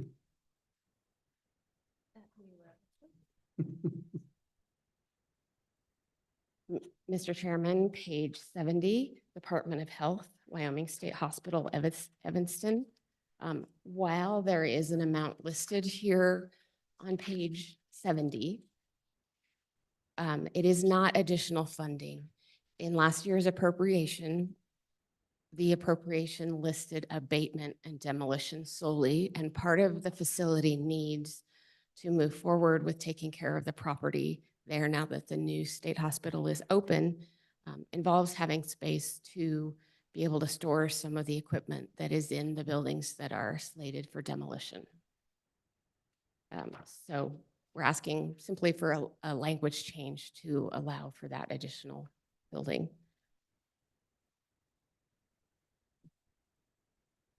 Okay, please proceed. No questions? Mr. Chairman, I understand I skipped an important project or an important request. That happens. I did that 20 minutes ago. So I'd like to go back to page 66, the State Construction Department planning studies for level 1 and 2 studies and master planning studies. It's a request of $1.75 million. You have a confidential handout that lists the specific projects that are anticipated to be funded from that request. It has an orange footer on it. It says confidential handout. And so there are 4 projects listed with estimates. As noted, the line items are estimates, and it's possible that not all funds will be encumbered for those projects when we move forward with the work. In that event, the State Construction Department is recommending language that might allow flexibility to proceed with other planning and master planning studies if recommended by the State Building Commission and if they fit within unencumbered funds. So that, again, we aren't going back through another legislative cycle to allow the SBC to move forward with master planning and level 1 and 2 studies. Thank you, Mr. Chairman. We left flexibility in there. We didn't prioritize those projects necessarily. That restricted your ability if we can use the funds the most appropriate way, and if you need to jump over one to fund another, you can. But we didn't do that one year, and I just want to make sure that we have that Chairman, flexibility. correct. And we ended up coming back to request authorization to move forward with a study that we could fit with the previous year's appropriation. Okay. Okay. Any questions on that? Seeing none, please proceed. Okay, I'm sorry. So should I move past the pre-engineered building? I think I finished that one. Okay. The next item is the Department of Health Veterans Home on page 74. This is a state-funded request for $69 million so that we can move forward with a project that was originally identified in 2013 as a need, but was prioritized behind the state hospital replacement and the Wyoming Life Resource Center replacement. It has been needed since that time. And the legislature in the 22 session provided $24.8 million of general funds to accompany the $42 million federal grant that is anticipated. If 100% state funding is not approved and the grant funding remains the primary funding, the project will wait for the grant reimbursement or for the grant with no guarantee when the funding will be available. We do not believe that there is a time limit on retroactive reimbursements. So if we are able to continue the design, and well, the design is done and we had a GMP proposed to us in July, if we would be able to put that back out for bid in this early spring with the funds that exist, we envision that we could break ground on this facility in April, May-ish. If we can do that, we will keep the project on track and in compliance with the grant application, leaving us eligible to receive that $42 million grant whenever our priority in the list comes to be our turn. If we wait, the construction cost will continue to increase, and then we'll be subject to legislative cycles to come back and figure out where we are. The State Construction Department and the State Building Commission recommended approval. The governor's recommendation is approval of $69 million, leveraging all current available inflation appropriation, with the comment that leveraging all current available inflation appropriations could allow the project budget increase to be limited to $52 million. However, this would not cover future anticipated inflation. Senator Sal. Thank you, Mr. Chairman. Quick question on the Veterans Home. So if we wait, do we have to resubmit the application? Okay. Mr. Chairman, no, we can just wait, but the amount that we receive will not change from the $42 million.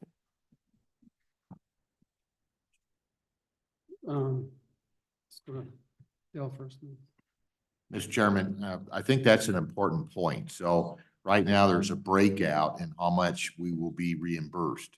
If we wait and our application is in and we don't go ahead and fund it now with the state money, that proportion can change because as the cost of that dollars go up, the feds are only going to still fund that same amount.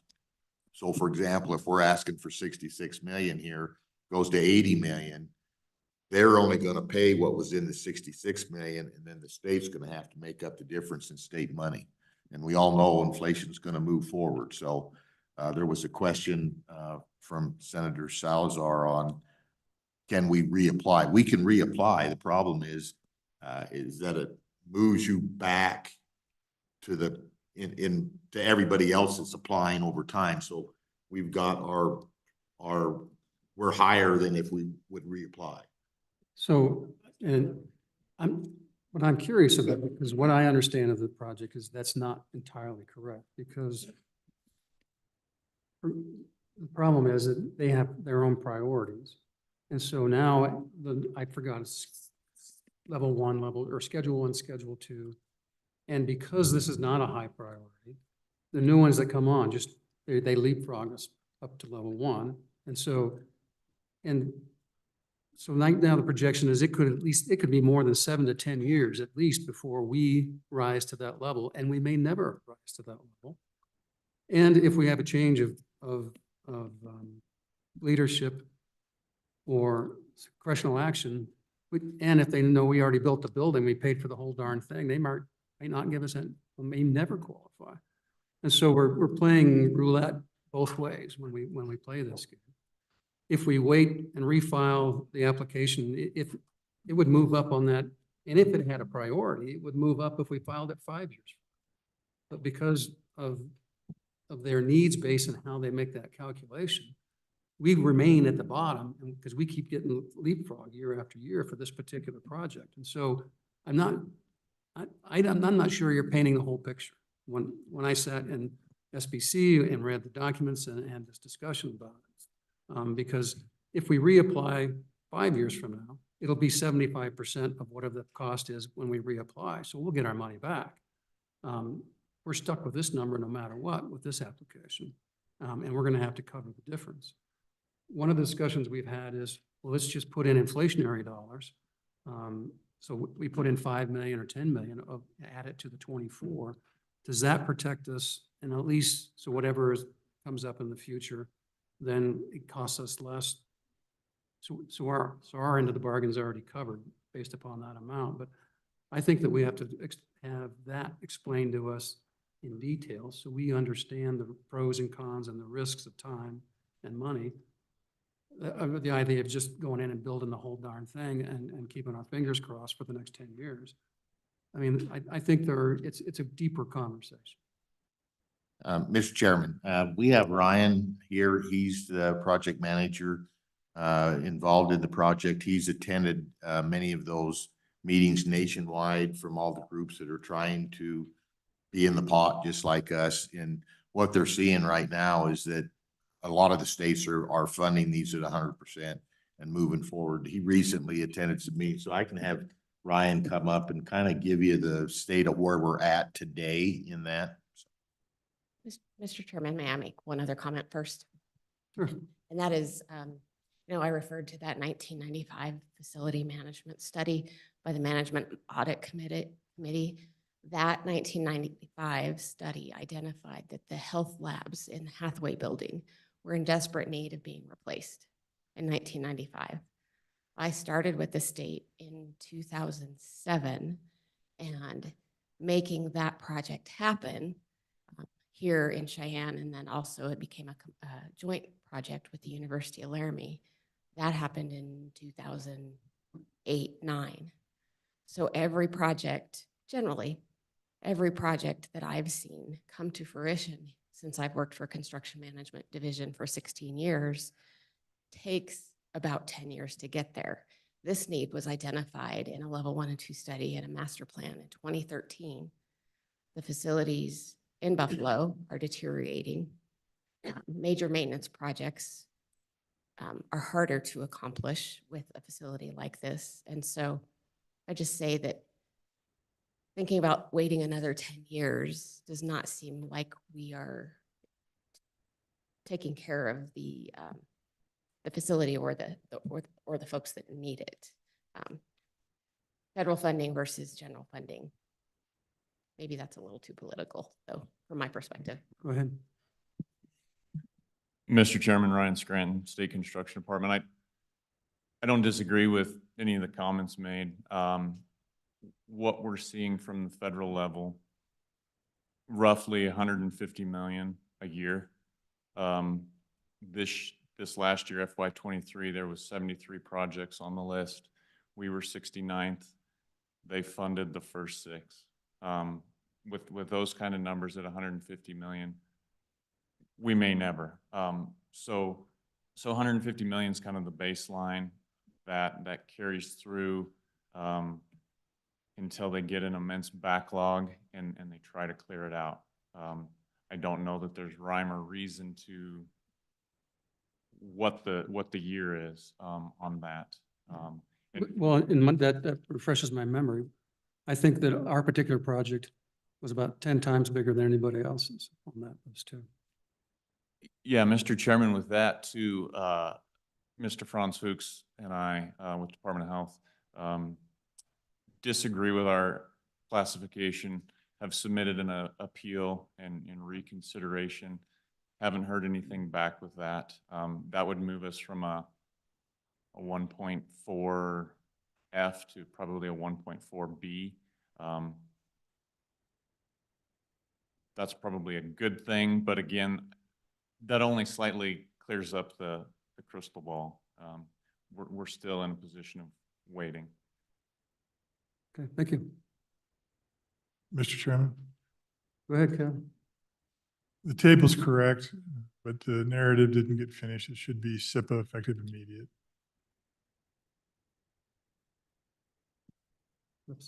Walter?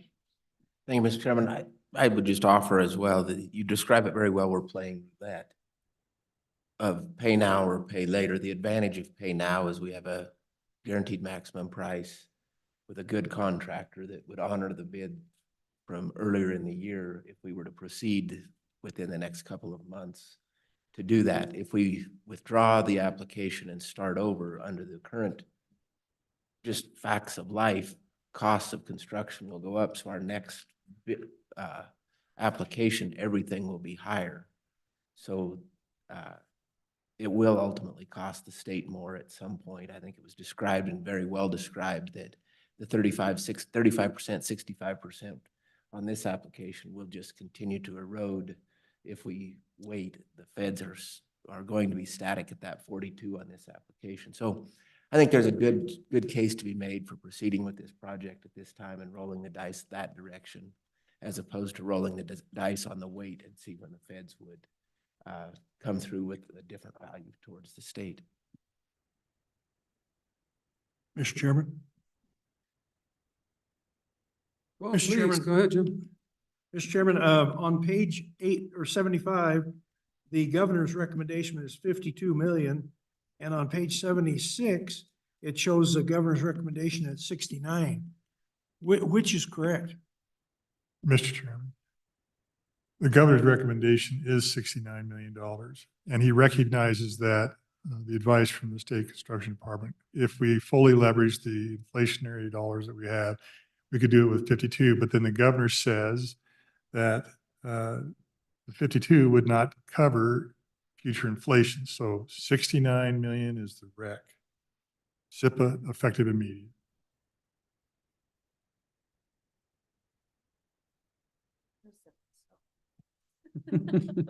Okay, further questions? All right, please proceed.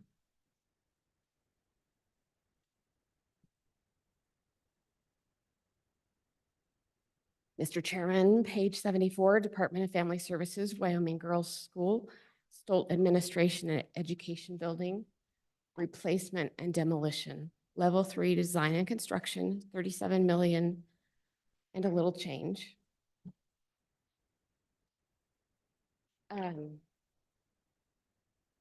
This project first came forward or identified in 2018 during the facility planning period. The building overall has a facility condition index score of 0.93, which is a factor of dividing the replacement cost value by the repairs and work that's needed. I don't think we've ever seen in the state construction department or school facilities using the same methodology a score that high. So it's above the critical index, which makes it impractical to remodel.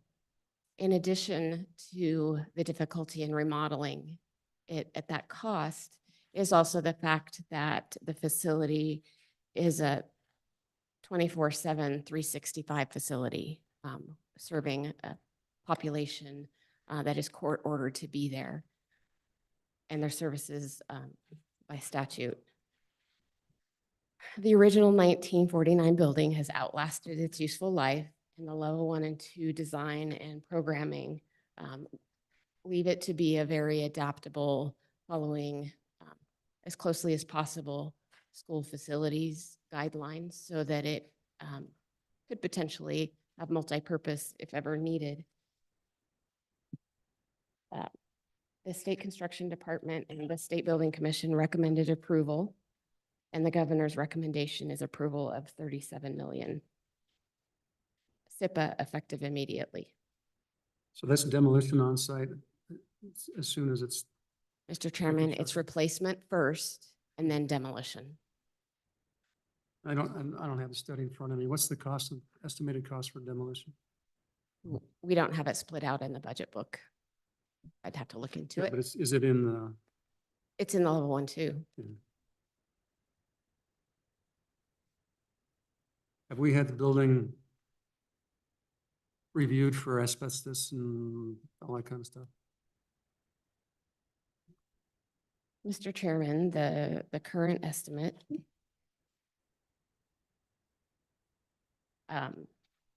includes abatement and demolition with 2 phases of abatement and demolition. Phase 1 is the abatement and demo of the South Storage Building and site demolition. Phase 2 is the abatement and demo of the existing Stolt Hall. This will be complete after construction of a new Stolt Hall. The estimate includes 6 months of general requirements and Phase 2 landscaping for a total of 1.5 million, 1.533.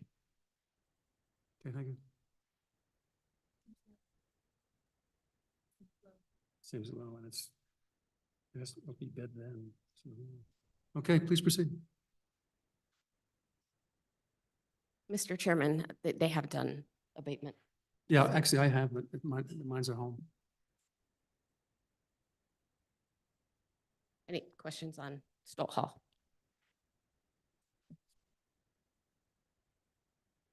Mr. Chairman, next on page 82, Department of Family Services, Wyoming Boys School Facility Maintenance Storage Facility in Worland, Wyoming, level 3 design and construction for 1.59 million. This was brought forth in 2019 in the facility planning process and came forward in the 2020 CapCon bill, which failed. Then it came forward again, but in the interim between that time, the school superintendent, the facility manager, the state construction department, project manager, all retired. And so that amount for the level 1 and 2 study of about $300,000 was brought forward as a level 3 request without a change in the funding amount. So we've gone as far as we can in level 1 and 2 and into level 3 design to build the maintenance storage building to protect existing assets, a transport bus, and equipment used on site. And now we're coming forward with the funding to build the building. The building will replace 2 buildings, a welding shop, which was built in 1931, and a lawn shop, which was built in 1953. The new building will be 80 foot by 100 foot, so an 8,000 square foot pre-engineered metal building. Any questions? No, please proceed.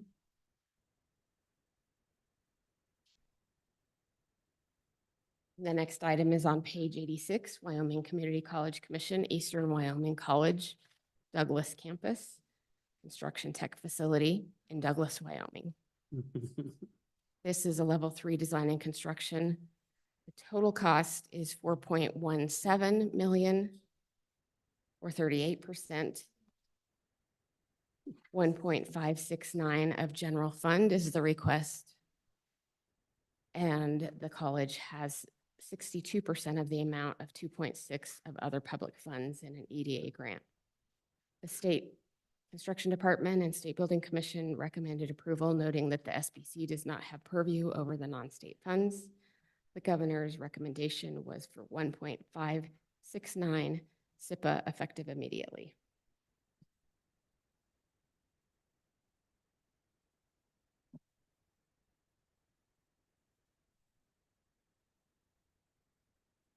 Questions?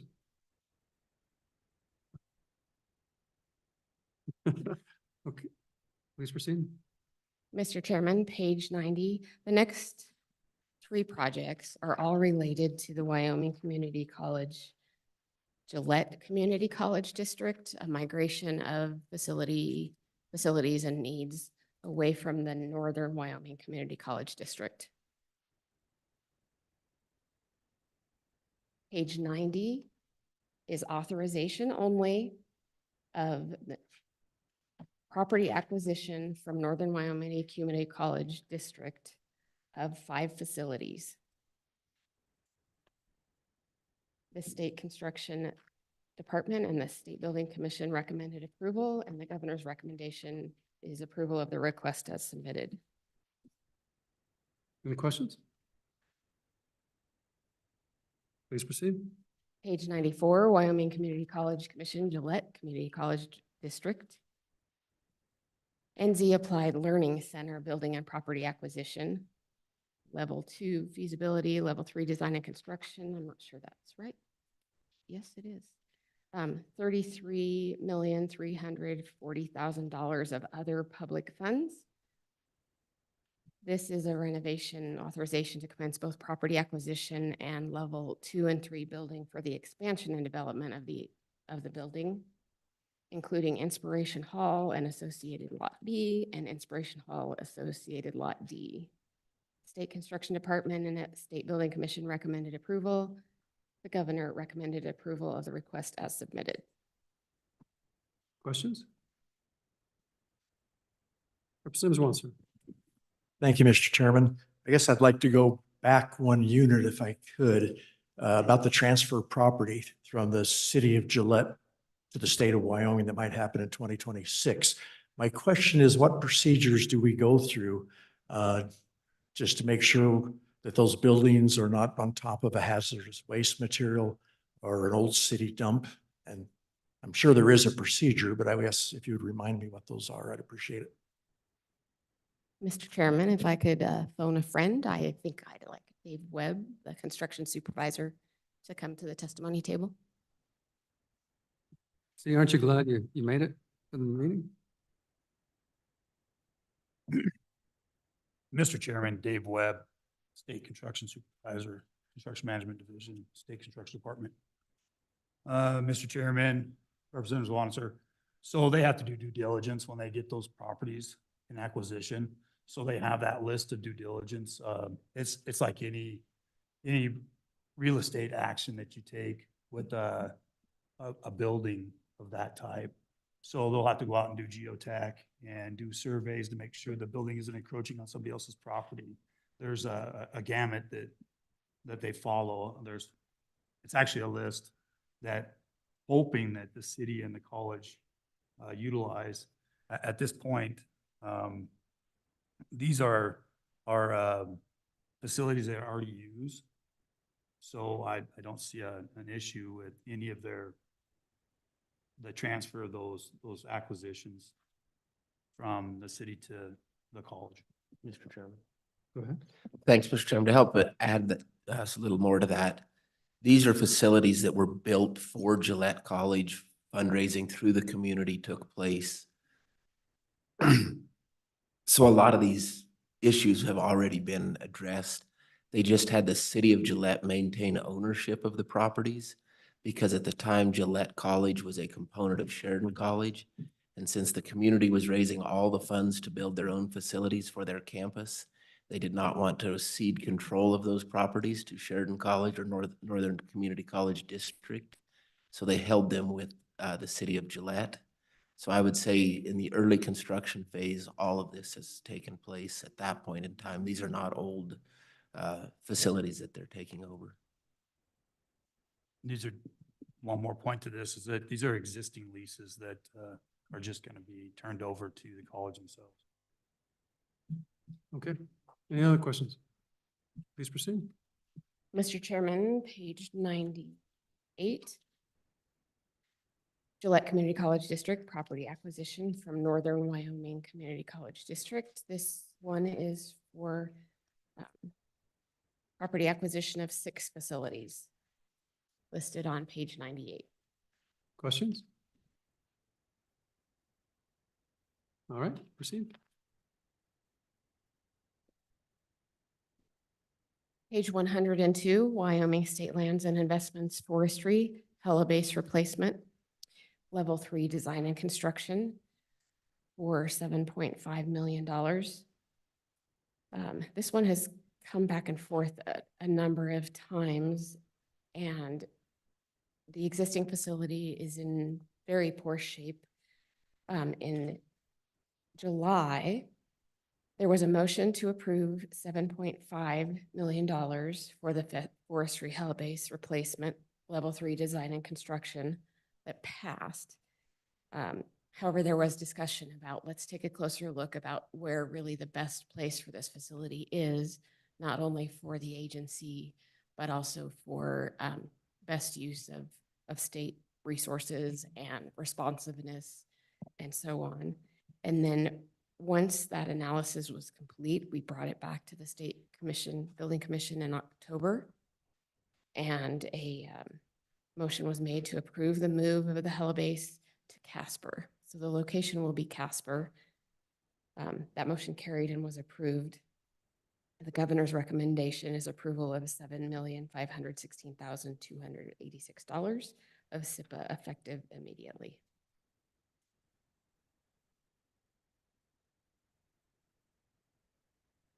Any questions? Seeing none, please proceed. Thank you, Mr. Chairman. Our last project in the CapCon budget request is page 106, Department of Corrections, Wyoming Women's Center in Lusk, Wyoming, a maintenance building addition to existing warehouse. This will be an addition of a 40-foot by 150-foot extension to the warehouse. The State Construction Department and State Building Commission both recommended approval, and the governor also recommended approval of $1.5 million SIPA effective immediately. SIP is a busy little account today. Okay, anything else? Del? All right. Okay, it's 3:27. Let's take a 10-minute break. So because we've got a few more things on the agenda, we, are scheduled to go till 6 tonight. With any luck, we'll get done before that. We're going to squeeze ETS in tonight if possible, so that we can shorten our afternoon tomorrow. So we'll take a 10-minute break and we'll be back and rock and roll.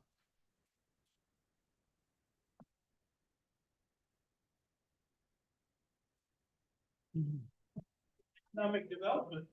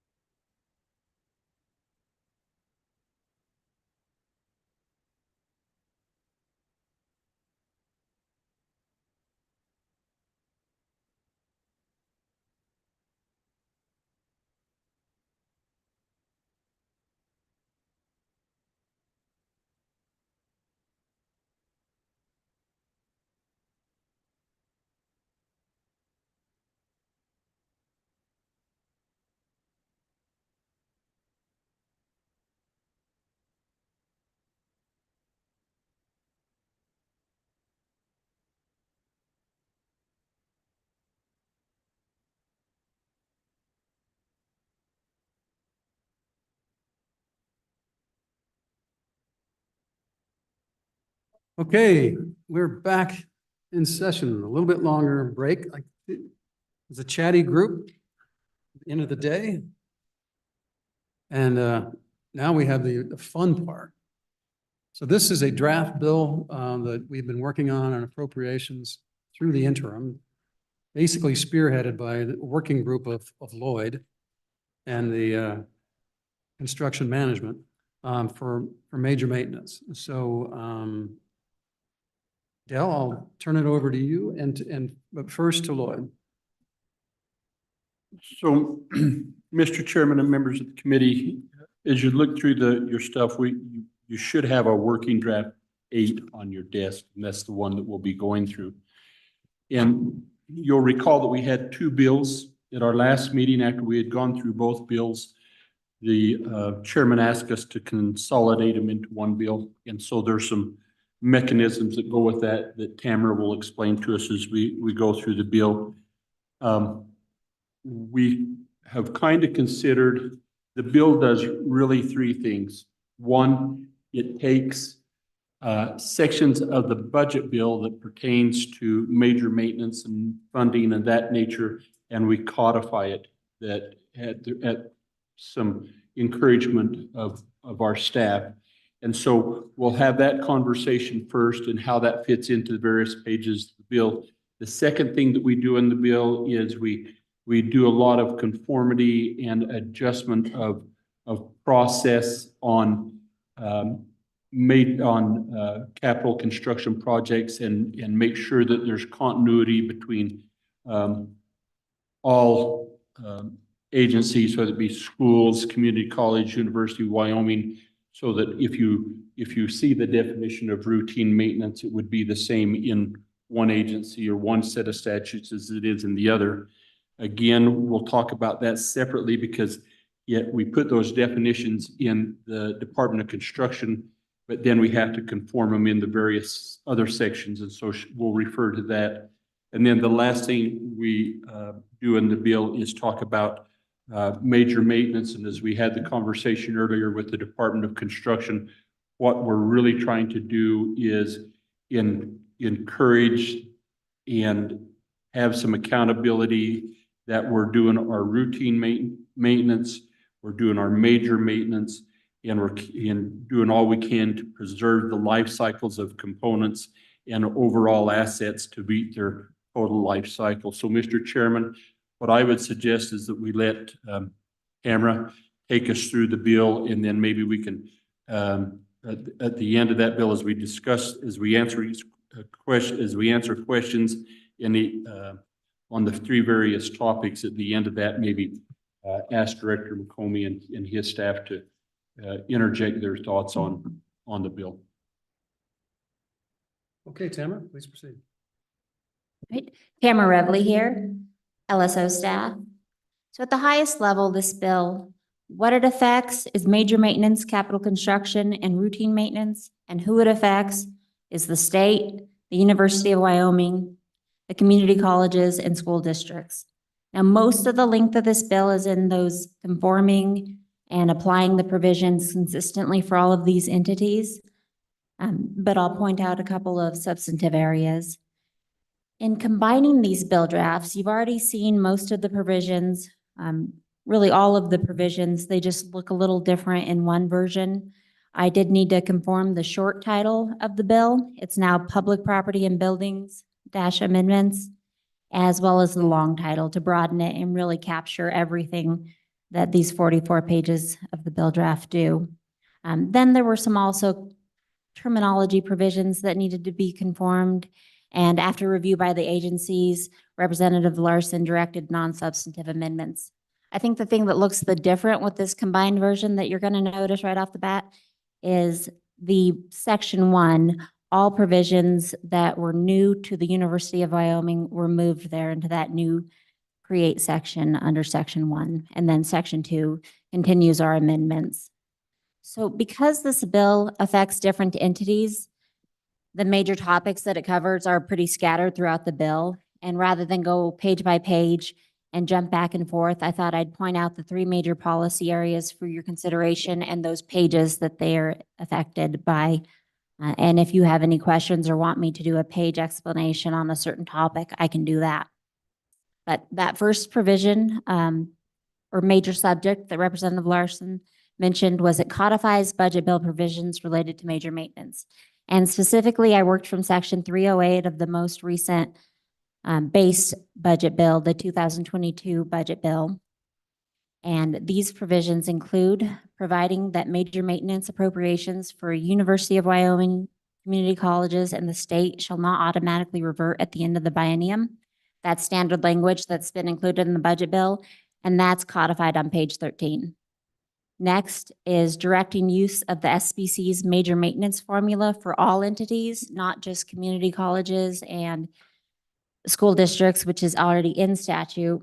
Each budget bill had a direction on this, and it's codified on pages 11, pages 15, and pages 16. So Tamara, Mhm. just going back to the section regarding the University of Wyoming, does that language already exist elsewhere? Or is this new language? Sure. Mr. Chairman, that is new language. This language is almost identical to that which is provided for community colleges. So, but I'm curious about this in particular, just because we don't do this. My understanding is we don't do this for UW. I mean, they kind of do this. They go through more of a block grant and design and build what they want. And the review, there is no review by construction management. Well, Mr. Chairman, I might let the Construction Management Division answer that. But what you had previously had in the, for example, 2022 budget bill, you had directed that the major maintenance formula that's based on square footage be applied, that budget requests from University of Wyoming be submitted based on that formula. And then the budget's reviewed in that manner. And so this codifies that aspect, but in order to codify it, it brings in a little bit more borrowed from the Community College Commission. And so I'm curious if UW has reviewed this language and why we're adding UW to it. And what the impact is, I guess. Well, and we can certainly ask that, but I think this is language that we had in the last bill that they did review and consider. And Mr. Chairman, let me confirm that this language was all in the prior bill, in the prior two bills. It was read and underscored and kind of just placed within the University of Wyoming statutes where it could fit. When we put both bills together, we had quite a few provisions affecting UW, and it worked better to give them their own section number, 2117-208, to include all of these provisions and have them there in one place. So it looks like new language. In the prior bill, it looked like a read and underscored existing changes to old language. So I'll jump on then, and the last provision that's codified is to require a report on major maintenance expenditures and commitments. That's typically been in the budget bill, section 308. That's on page 16. So those are provisions that can be codified and could be removed from the budget bill by codifying them or only referenced in the future year's budget bills. The next area that this bill does is it adopts consistent terminology and conforms provisions. And specifically, it consolidates and conforms the definitions of major maintenance, capital construction project, capital renewal, renovation, routine maintenance. And it does that for all of those entities I just discussed, the state, the University of Wyoming, community colleges, and school districts. And this is really, over 20 pages of the bill that need to go in and conform these references and definitions and use of terminology. That includes pages 6 through 10, page 13, pages 18 through 25, pages 29 through 31, pages 35 through 38, 41, and 43. That's where a bulk of the length of the bill comes from. Next, as part of this effort, the bill repeals the statutory phase-in for major maintenance of community college buildings. There's no phase-in for state buildings and school districts phase-in was repealed in the past. This is just a straight repeal section on page 43. The bill also allows for contracting with non-residents when no residents are available for public works. That's pages 19 and 20. It allows for supplemental or additional major maintenance funding requests for all of those entities I cited when the amounts appropriated by the formula isn't enough for a major repair or replacement. That's on pages 17 and page 34. And then finally, the third subject it relates to is this routine maintenance. And related to routine maintenance, it requires all of these entities to develop and implement schedules for routine maintenance, planning, and record keeping. And it goes into each of those entities' statutes and places this requirement on the governing board to determine how to achieve this. For University of Wyoming, that's page 3. For the state, it's pages 14 and 15. For schools, it's 32 and 33. And for community colleges, it's 40 and 41. Finally, the bill creates a process where the state construction department would need to identify neglected maintenance, that neglected routine maintenance, and require the responsible entity to bear the associated proportional costs. That's the substance of the bill. It also requires rules and regulations to be adopted, and those could begin to be developed immediately, while the entire act would take effect July 1st, 2024. So I am happy to answer any questions on those particular subjects or dive into the bill in any more detail that's desired.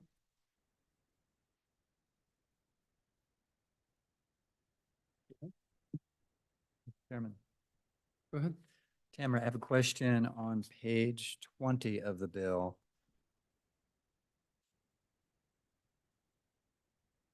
Lines 5 through 10. And the question is, this appears to be an amendment to a section of our public works contracting law that's not specific just to state buildings or the University of Wyoming community colleges, but would apply to local governments also. Is that correct? Mr. Chairman, Representative Sip, that's correct. That's within the general 166102 relates to public entities and the contracts that they let for public works, which includes all types of public improvements, including for buildings and facilities and infrastructure. Mr. Chairman, please. And so, Mr. Chairman and Representative Stith, this is cleanup of the last changes we made, or major changes we made in the capital construction bill, where we have residency requirements for bidding and or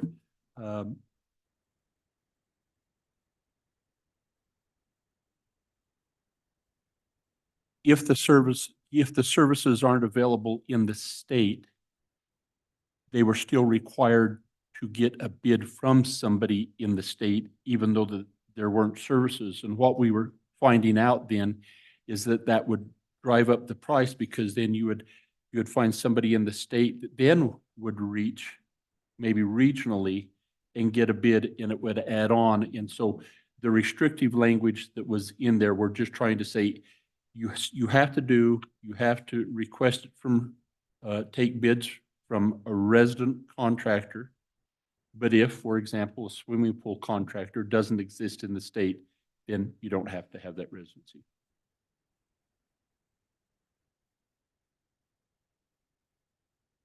Okay. Further questions?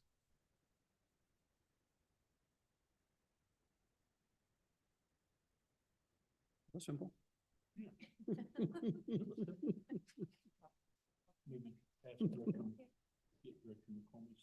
Yeah, Bill, why don't you opine on the bill?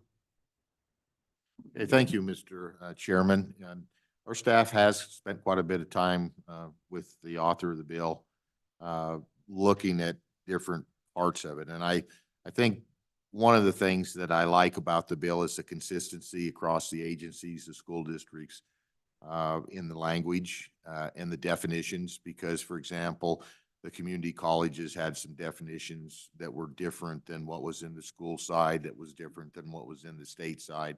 So it brings it all, I think, into the same language.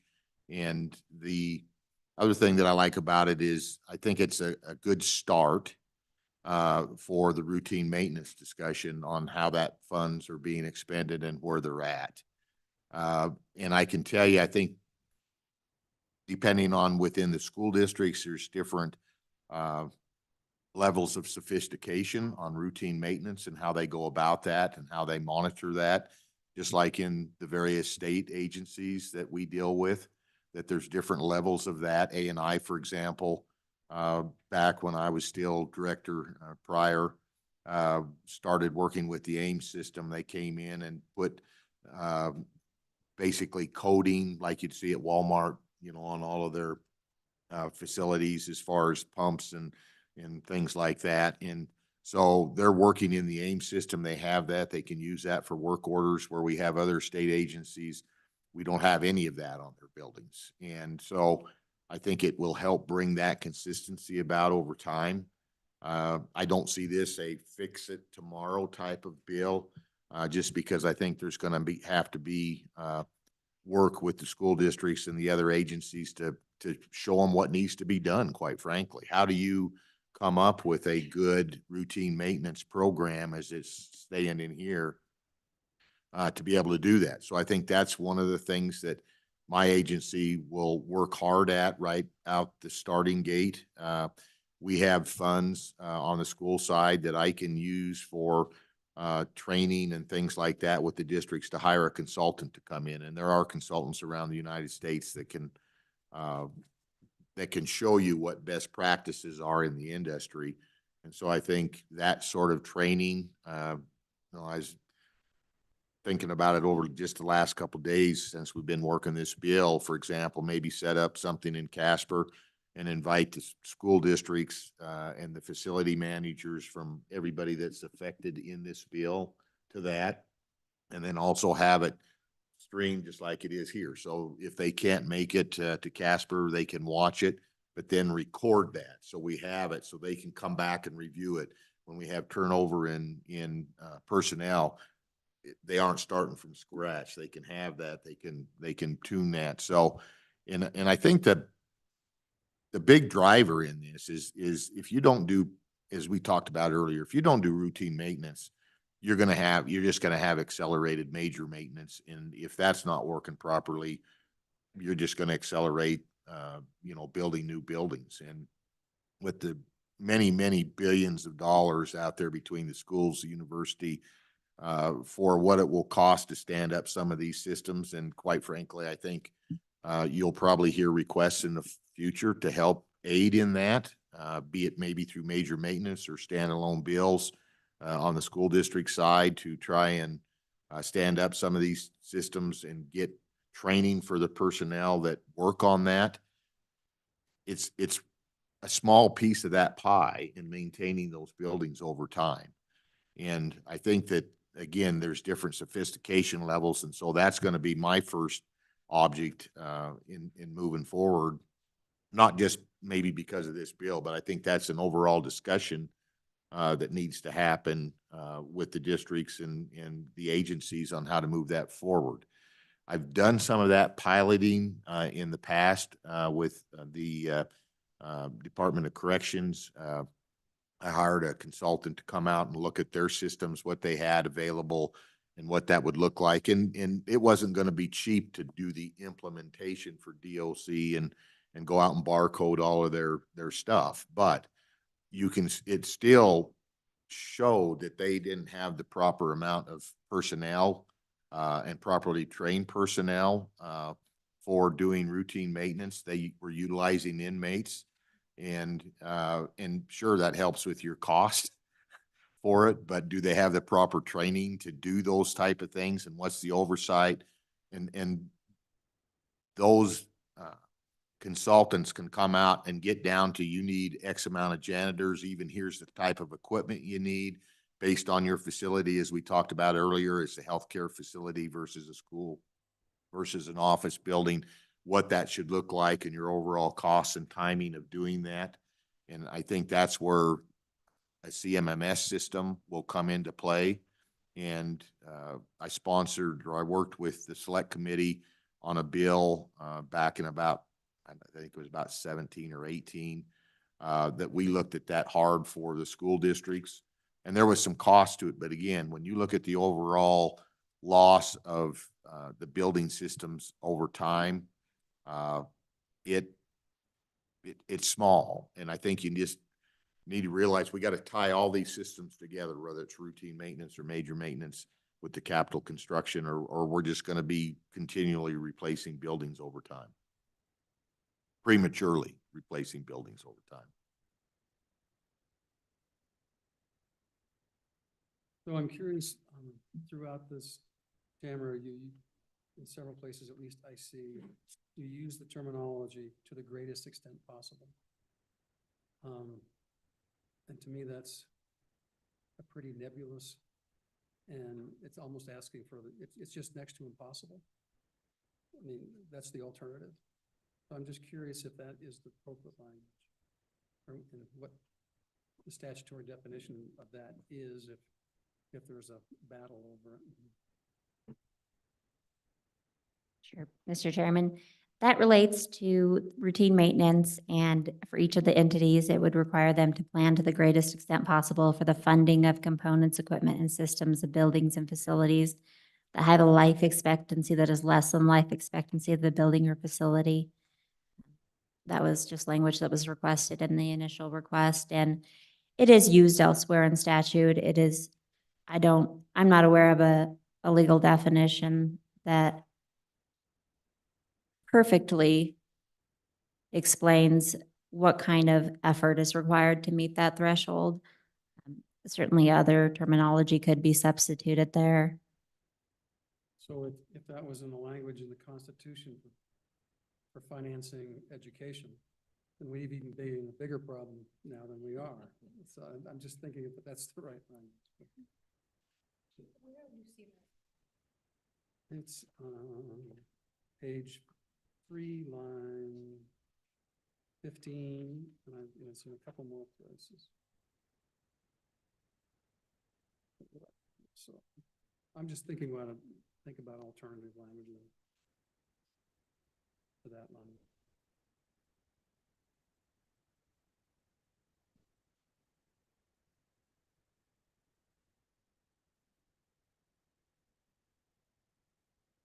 So my question is, and this is really to the committee, do we want to circulate this bill today? I mean, we could work this bill and turn it over. We could ship it to the community colleges and UW and see if there's any refinements that the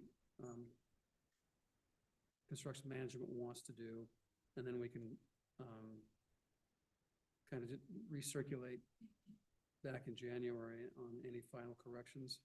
Do we have a preference on what we want? Go ahead. So, Mr. Chairman, I think I would suggest you're certainly the chairman and happy to do whatever you say. I think the intent was to work the bill today. We still have the opportunity to do that.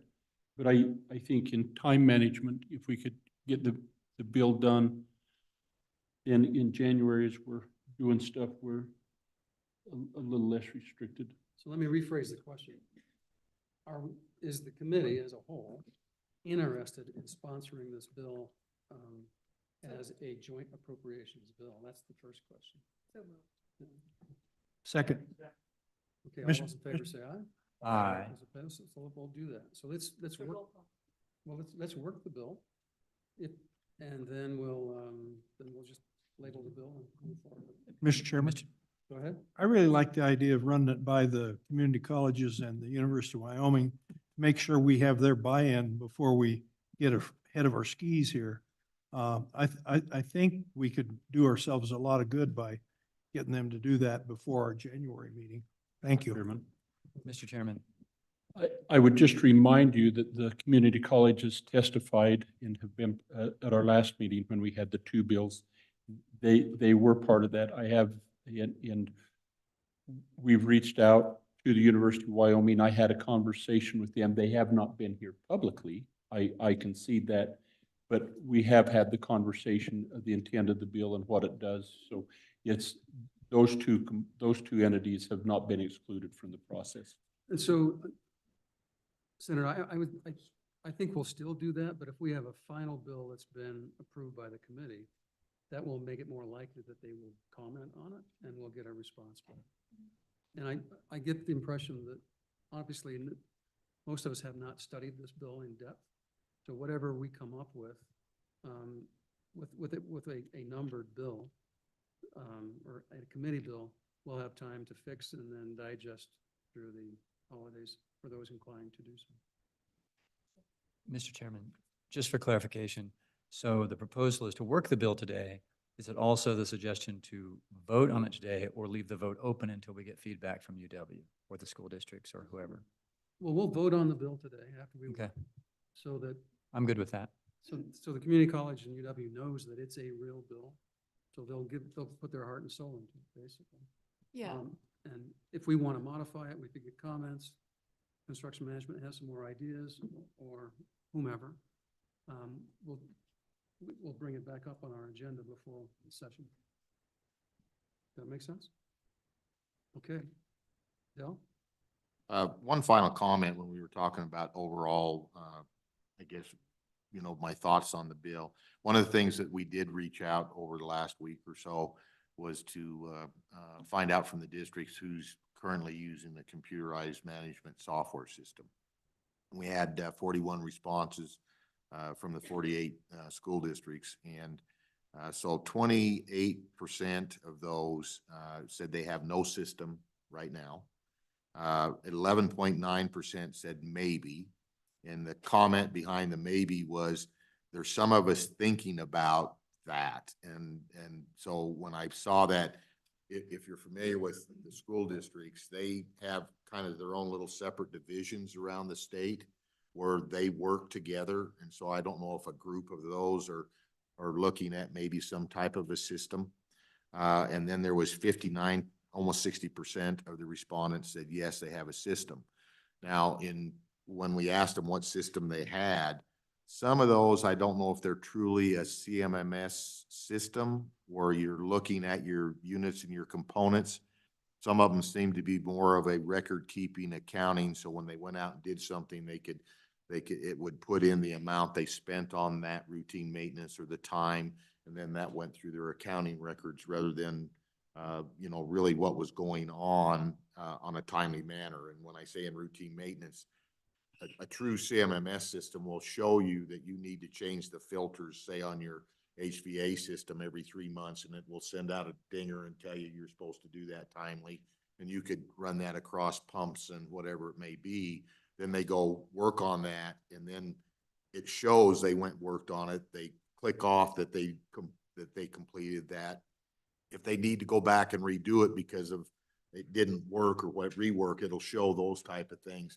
But it really sends out almost a ticker to you, kind of like your car does right now, the newer cars, that you need to change your oil every so often. It'll send you that information ahead of time and help even generate the work orders. So you know that needs to be done, because we've found in both my work here with the state and then as a consultant for 3 years, where filters in HVA systems, for example, were 30 years old and had never been changed out. And I wondered why it wasn't working. I mean, it was, if you can imagine your house filter for 30 years, not changing it, you know, and so things like that happen where you go in and barcode systems and it automatically will then send you saying you're supposed. So what that does is turnover in personnel and stuff. At least you still have that system. You don't, when somebody such as myself, when I retired after 40 plus years, walk out the door, it just isn't lost the next day. There's something there to take over. So. Okay. Ready? Let's work the bill.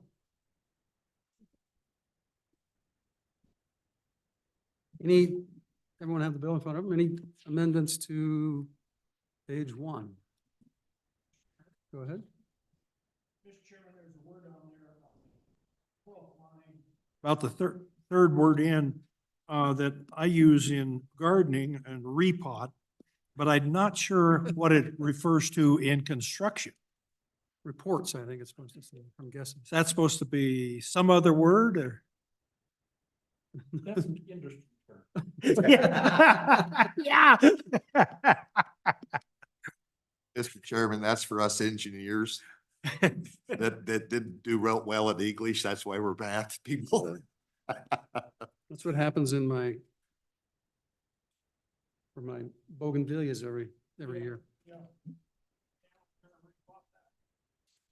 Okay, I get a little note that says, please have people use their mics because some people can't hear.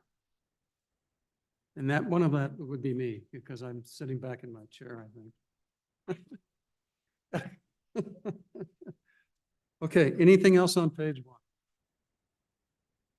Going to page 2.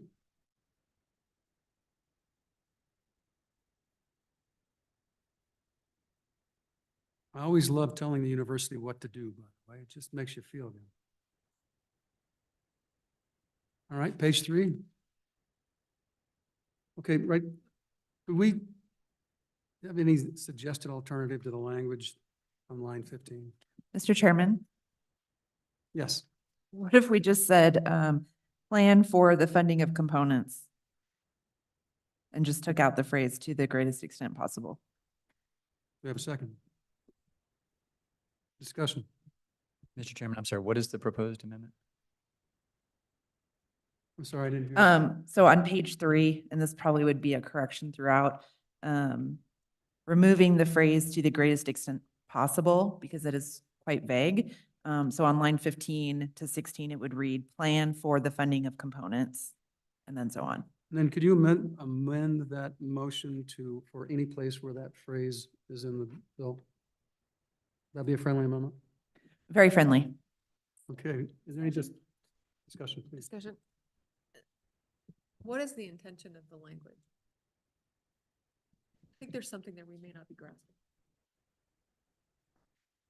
I think I can kick this to the requester as well, but the purpose of the language relates to directing entities to plan for these items that are known to have a life expectancy that's less than the life expectancy of the building. The entities know that they're going to have to be replaced at some time. And so this requirement is planning on the front end for the funding of those replacements and repairs. And to the greatest extent possible, I think urges a high level of planning and thought for how these items that clearly are going to have a life expectancy less than the building of the facility, how those costs are going to be And so planned. does that mean that, let's presume that we, and it's already is on the school side, that we're doing 2.5% in major maintenance. And we have routine maintenance dollars. So, and for the component projects, you need planning, which means you take part of those dollars and you put them in a sinking fund so that you can pay for them when those products fail instead of not having any dollars on hand to do things that are higher than normal budgetary items. Is that fair? Go ahead. And so, Mr. Chairman, I think it was through my encouragement that this language was in there because we're just trying to plan to the greatest extent, kind of the Larson language to the greatest. We just want to capitalize on that. I think Plan with a capital P. Capital P-L-A-N. I think I agree with the concern, and I think the proposed amendment doesn't take away from that at all. They're expected to plan, and I don't think that we're leaving with wondering what to the greatest extent possible means. Question. Okay. All those in favor say aye. Aye. Those opposed? That motion carried. Anything else on page 3?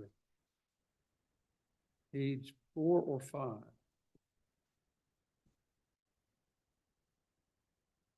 Page 6 or 7?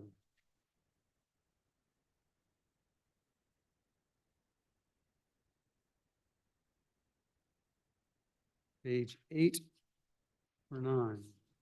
Mr. Chairman, Please.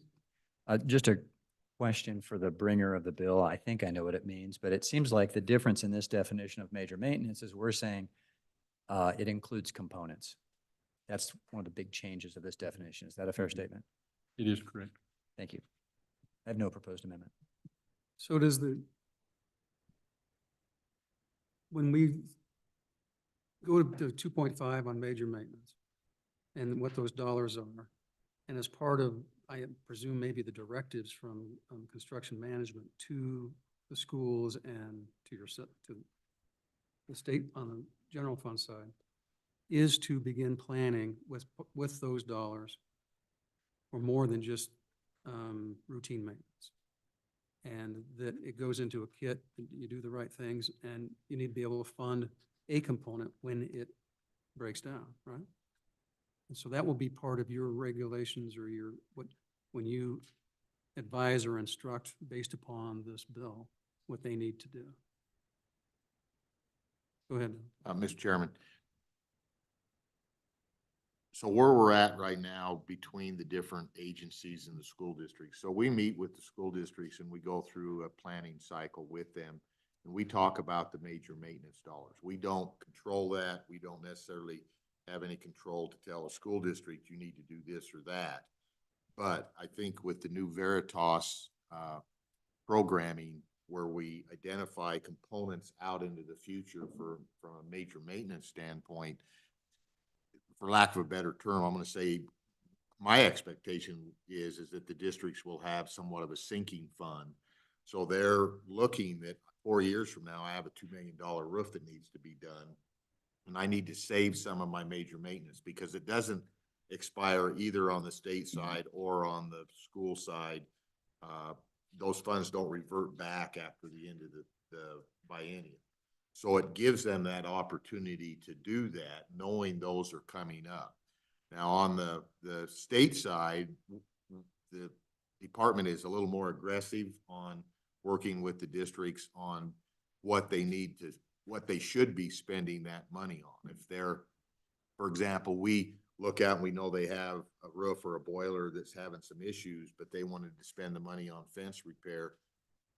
We haven't been bashful in saying, I think you ought to hold off on that one. That's a lower priority and spend on here.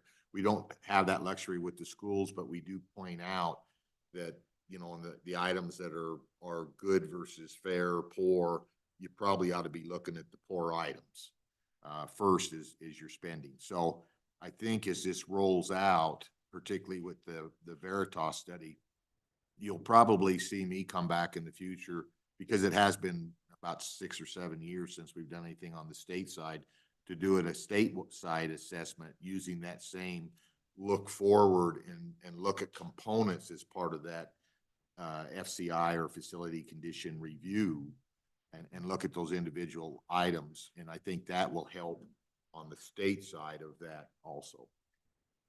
Mr. Chairman, Representative. just briefly, a question for Ms. Ravalli, perhaps. It's my understanding this bill as drafted does not apply to the K through 12 schools. Is that correct? Mr. Chairman, Representative Smith, this bill does apply to school districts. There are quite a few provisions. And this particular definition that you're looking at on page 7 for major building and facility repair and replacement or major maintenance, that is used within the school district statutes. By this bill draft, we reference this definition. But this definition was taken almost directly from the school district statutes and moved into the capital construction statutes. So that way it could be referenced for all of the agencies with some tweaks. And I can tell you those changes if you're interested. Mr. Chairman, just as follow-up, most of so is it the definition of major maintenance that's now going to be different for school districts also? This definition of major maintenance is going to be the same now for school districts, UW, the community colleges, and the state. And it is almost the same as the current definition for school districts. It's just been tweaked a little bit to apply to all entities. Where there were some specific references to school facilities, that's been made general to refer to property. And then through amendment, for example, Doors were added to the list, windows and doors. Conveyance systems were added to the list. So it takes the most expansive definition of major maintenance that existed in law, which was for school districts. It brings that in, it conforms it so it can be general enough to apply to all types of buildings, and then it just expands it a little bit where the department saw amendments could be helpful. Mr. Chairman, so my apologies. So starting on page 29, it starts dealing with the school districts, and that's one of the big purposes of all this whole thing. Thank you. I'm now on the same sheet of music with everybody. Thank you. Go ahead, please.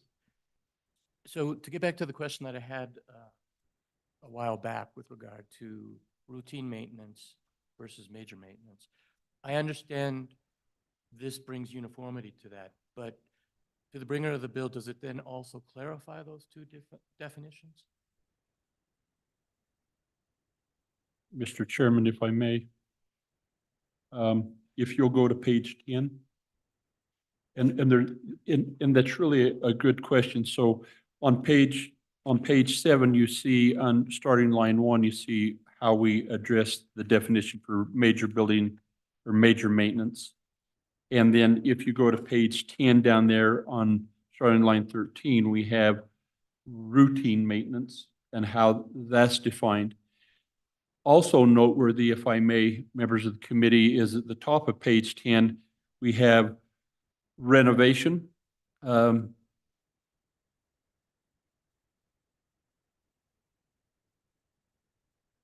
as you go, and we have capital renewal that we talks about. So renovation, and what we've done on renovation is the existing statutes define renovation as restoring a building, but you can't restore any of the components in it, like the HVAC, or so we clarify that up.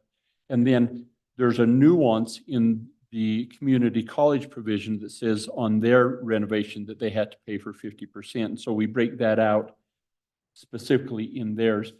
The capital renewal, for those of you that have been around here for a while, you'll recall at Western Wyoming College, we had their infrastructure, their water and sewer and all of that coming onto the property from the source and throughout campus, but it was all deteriorating. And we funded that, I want to say $6 or $7 million to get all of that put into place. But that's what we're trying to say on capital renewal is it's not really necessarily associated with the building, but it's that infrastructure that's separate. So we're just trying to add clarity to some of these projects that we will identify with in capital construction projects.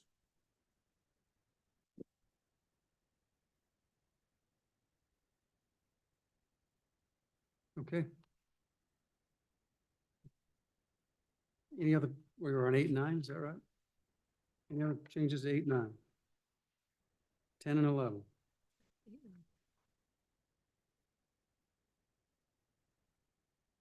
12 or 13?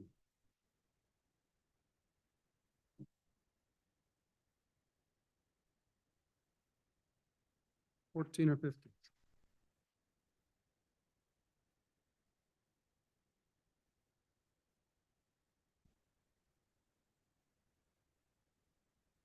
Sixteen, 17, that's just mostly carryover language. Same with 18. Mr. Chairman? Go ahead. I'm sorry, I'm back on 17. Basically on page 17, and we're looking at lines approximately 5 through 7. I guess my question is the penalty phase, or who determines? So it's determined that you should do routine maintenance on your boiler once every 6 months. Well, things go out and you go back and look in the records and you find out that somebody missed that 6 month, it went 7 months. So who's the referee that says, well, that's close enough. We're not going to make you pay, for the whole boiler. Go ahead. Thank you, Mr. Chairman and Representative Zwanitzer. This is probably the most delicate part of the bill that we've tried to put into place. We feel like there has to be some accountability for doing routine maintenance, but yet not so punitive that you go to hell, right? For Well, no, that's right. And so if you miss it by 6 months, or if there was, if argumentatively the component failed because it was a poor quality component and prematurely, and you can verify that. So that's going to have to be a conversation between the Department of Construction and the entity. And we see this component going out early.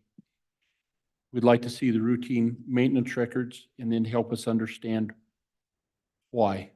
And at this point, they would be the referee. They can always come back to the State Building Commission and argue that. Follow up? Please. So I disagree with their decision. Where do I go? I think I got close enough by only missing it for a month. I mean, we're looking at several $1,000s. Is there a referee in this procedure, or whatever the state says goes? And that's my concern. And I know you say it's a delicate issue, but yeah, I don't know. Well, and I think that's fair. I had contemplated, in fairness to this conversation, that we would play nice in the sandbox and get this resolved. However, I think a logical place for that to be would probably be at the State Building Commission, and would not, unless those of you that help serve on that think that that is an inappropriate place to referee that. But I'm not opposed to having a place that they can appeal, if you will, the decision.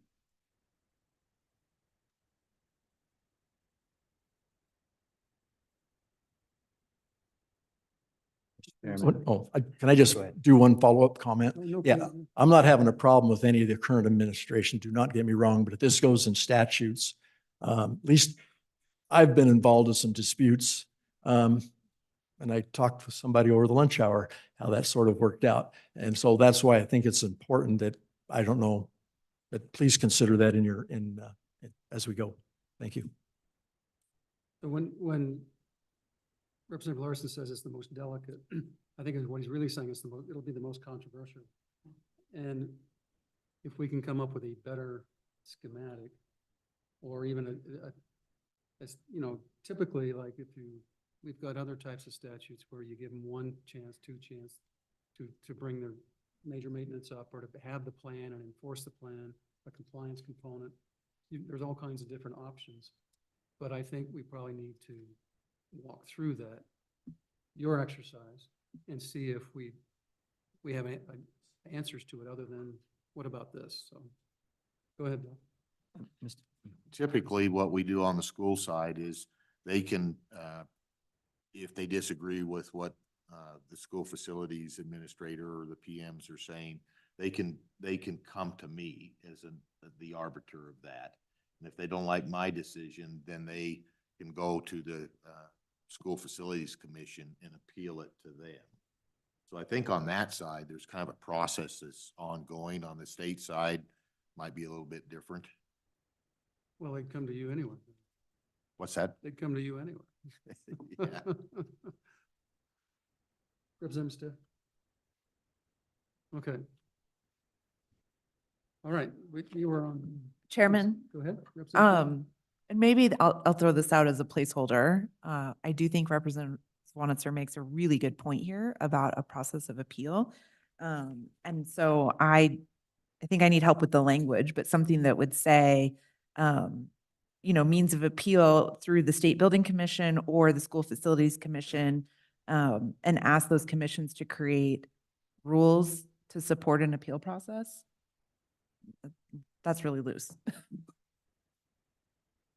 So we can just put that in terms of a conceptual amendment that Tamara, you can work with and kind of run through the bill and see how that works. I'm happy to work on this more. I will point out that, if we look at kind of this provision and the teeth of it, what it's saying is that it's almost making a policy statement that if any property is identified as neglected through the procedure that exists in this bill. It's going to be listed on a report, and that report is going to go to the Joint Appropriations Committee as well as the School Facilities Commission, the UW Board of Trustees, the Community College Commission. The respective governing board is going to get to see that property that was determined to be neglected. And really what it will come down to, whether or not funding is provided for that entity, is whether this committee carries through and ensures that no major maintenance dollars are used for neglected property. And it's difficult to bind a future legislature.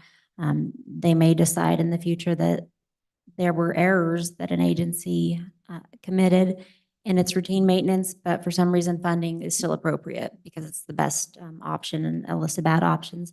And so that is not by any means an appeal process, but at the end of the day, who determines whether or not major maintenance dollars are provided is this committee.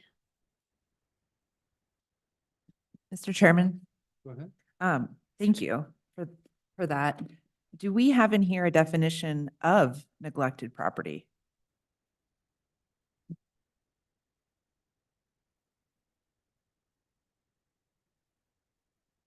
On page 12 is not a definition, but it defines this process. And so it begins on line 9. Well, we'll back up to line 5. So for any component or equipment or system of a building or facility that fails to reach its full life expectancy, the department shall request and review the routine maintenance records for the component, equipment, or system. If the department determines routine maintenance was not performed for that, it shall identify that component, equipment, or system as neglected. Then the department shall figure out the cost, the proportional cost of that neglected property by looking at the service life of the item at the time of failure compared to its life expectancy and assign a proportional cost to that. The department shall then report all neglected property and the proportional costs attributable to the respective governing body. And then finally, on page 13, the department shall submit a compiled report on neglected property to the Joint Appropriations Committee not later than September 1st of each year.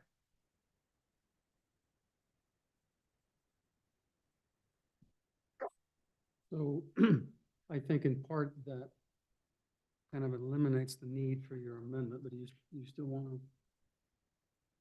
what's your thinking? No, Mr. Chairman, I threw it out for consideration and conversation. I would defer to Representative Swanitzer. Do you want to continue the conversation around having an appeals process? Thank you, Mr. Chairman. I was reading on another part of the bill. So I would assume the department then would have the universities, community colleges have to have their report turned in by a certain date. So then you would be able to get your report to the Appropriations Committee by September 1st. So there would be a time limit every year that they would have to have that come into effect. So is my assumption. So maybe it's covered indirectly there. I just didn't see it as I read through it the first time.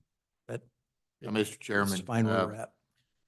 we did struggle with the time of what date to put in there.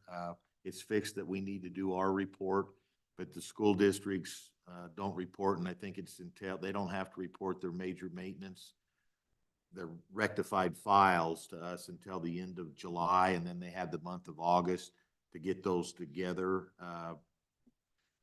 into us. And of course, that doesn't leave much time, like 24 hours for us to report. But I saw it as how we could do that is more of just a rolling item as it goes forward, because after the first year, we could look at the previous year and move those forward as we go and whatever happens. The other item is that we do those planning synopsis with them right now, at least part of the state agencies and the school districts. And so we're going through that planning process on where they're spending it, and they're actually reporting to us because the workflow comes through the AIM system when they let that to contract and go out, so we know what they're doing.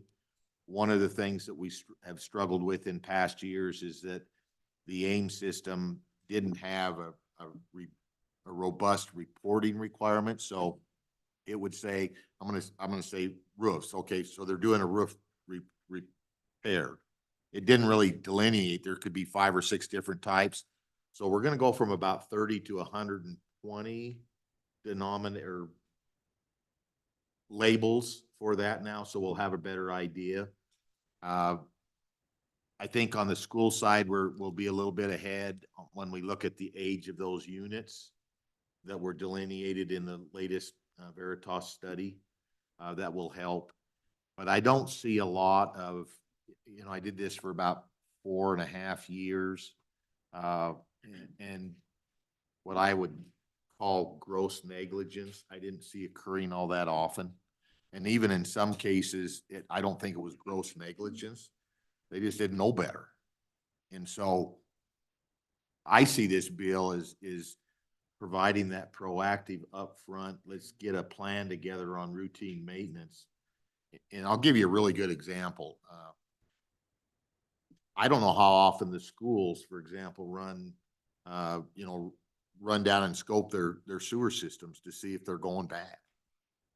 Has it ever been done in 30 years or 50 years? My daughter's done it 2 or 3 times here in Cheyenne because it keeps plugging up from the neighbor's trees. She doesn't have trees, but she's doing it because she just knows every couple of years it's going to have to be done. So are the schools I don't know, but I think working forward with a routine maintenance plan and bringing in some consultants to give training on how you set this up and do that, I think we'll just be light years ahead. And those, kind of like the procurement system, the things we've done there, we're going to see less and less of these things occurring over time. Because I really don't think that the districts or the state agencies are deliberately neglecting, but it's a lack of, in some cases, maybe resources. I think this plan will help with that. If we set up a system for routine maintenance and we go in and really do a good job of it, and it says we need 3 janitors and we only have 1, or we need a budget of X amount of dollars and we're at 1/3 of that, that'll delineate that out. We ran some rough numbers based on I think it was $1.89 a square foot, is that number, 85 a square foot, with some of the state agencies, and we didn't go back and look exactly, just at what they have in their budgets right now. And those weren't refined. I mean, we'd have to have more discussions. This was kind of quickly here in the last few days. And for A&I, for example, I think they're fairly close from what we saw with a quick hit. But we had some other ones that seemed to be fairly low. I mean, literally like 1/3 of what they may have. Now we need to go in and see maybe where they're putting those resources and have a better discussion. But I think that's onus is on all of us in state government and my department in general to lead that charge to kind of see where we're at. So. Well, and part of the genesis of this bill is, just for example, with Department of Corrections, going back to 2006, 2005, they were doing their very best, but they didn't have qualified folks doing their routine maintenance, which led to basically shutting down one whole pod and having costing us tens of millions of dollars to fix the problem. And had they been following a comprehensive major maintenance major and routine maintenance program, it wouldn't have happened. And at one time the price on that was getting a brand new prison for about 120 million. We came in and it only cost us about 20, but all of that probably could have been prevented had they had a proper routine maintenance program.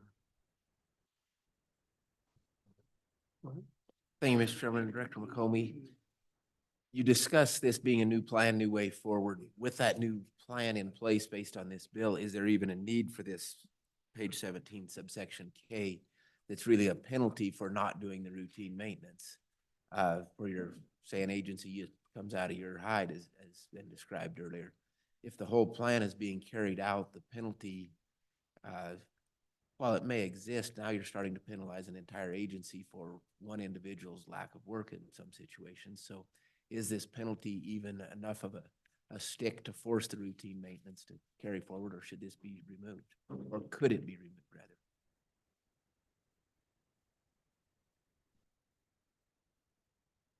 I think that's a good question. I think we've kind of thought about that ourselves as to how it moves forward. I don't want the committee to be under any, this isn't gonna take effect overnight. It's gonna take time. I mean, we've been here where we're at for years. It's gonna take, frankly, I think, a period of time just to get these systems stood up and get them moving forward.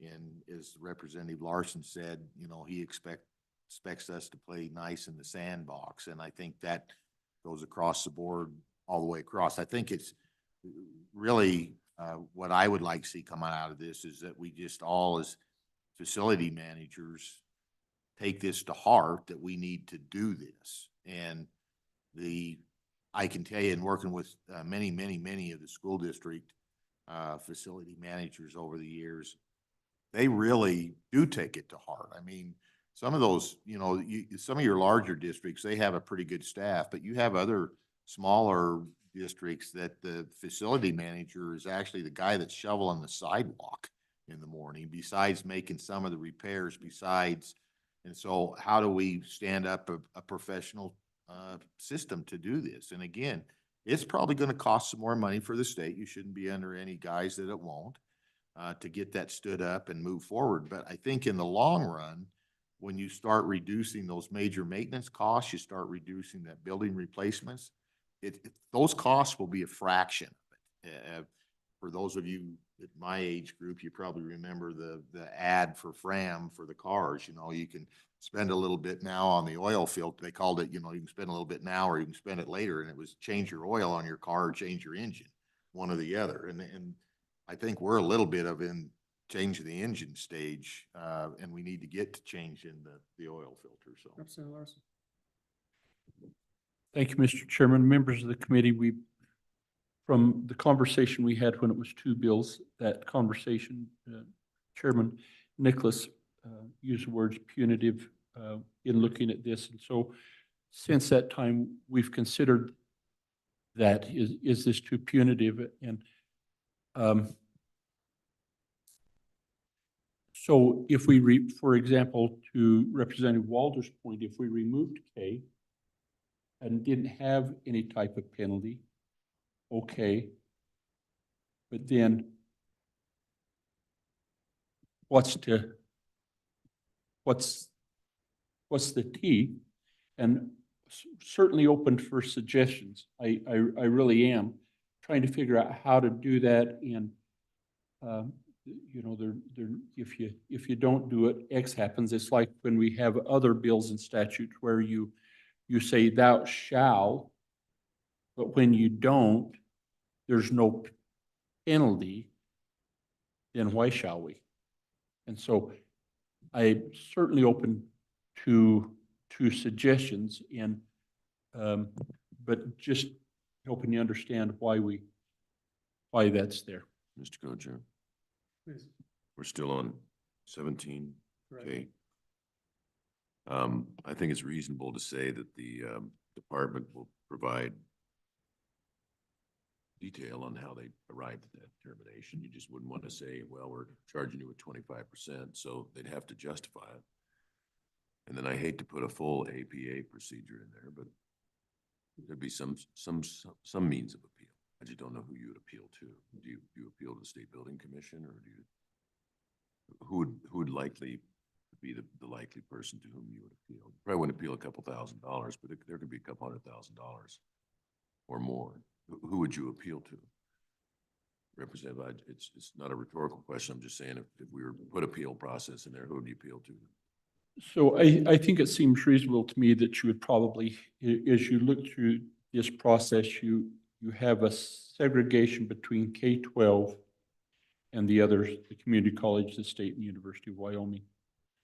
And the schools kind of have a process, and you could have the appeals on the K side be to that commission, or because the argument's going to be between this agency and the district, right? And so does that appeal process then go to the commission, or does it come back to us? But I think the commission's not a bad way. And on the others, because they all have interaction with the State Building Commission, you could have that be an appeal process. And follow on. And I'm not real strong on the appeal process. I can't see the department ever doing this except in the most egregious circumstance, but it probably is reasonable to ask them to outline the basis for it. But, I don't know if that would assuage the concern that's raised, having an appeal process. So, I mean, that kind of makes sense to me. I mean, on the school side, it could go to the state building commission. And on the agency side, it would go to the state building commission. Because that would be, it almost never happened, but on the general fund side, it's all gonna go through you, and then it's gotta go someplace, right?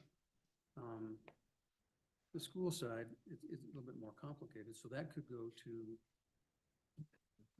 their commission, so. And follow on, Mr. Chair, the real value of it is, people in these agencies and these departments, they read these things. And they take it pretty, I think when they saw that, they understand they really do need to follow the program. Mr. Chairman, So that goes back to the motion. Go ahead. Mr. Chairman, I think if we want this provision of subsection K on page 17 to apply to school districts, we would have to change the language, because as drafted right now, it seems like this is in Title IX and seems to apply only to state buildings. I know the rest, so. Unless it's incorporated. And speaking of my confusion about what applies to schools and what doesn't, it occurs to me that we may want to add the phrase school district somewhere on page 1. Because right now on page 1, there's no reference to school districts at all.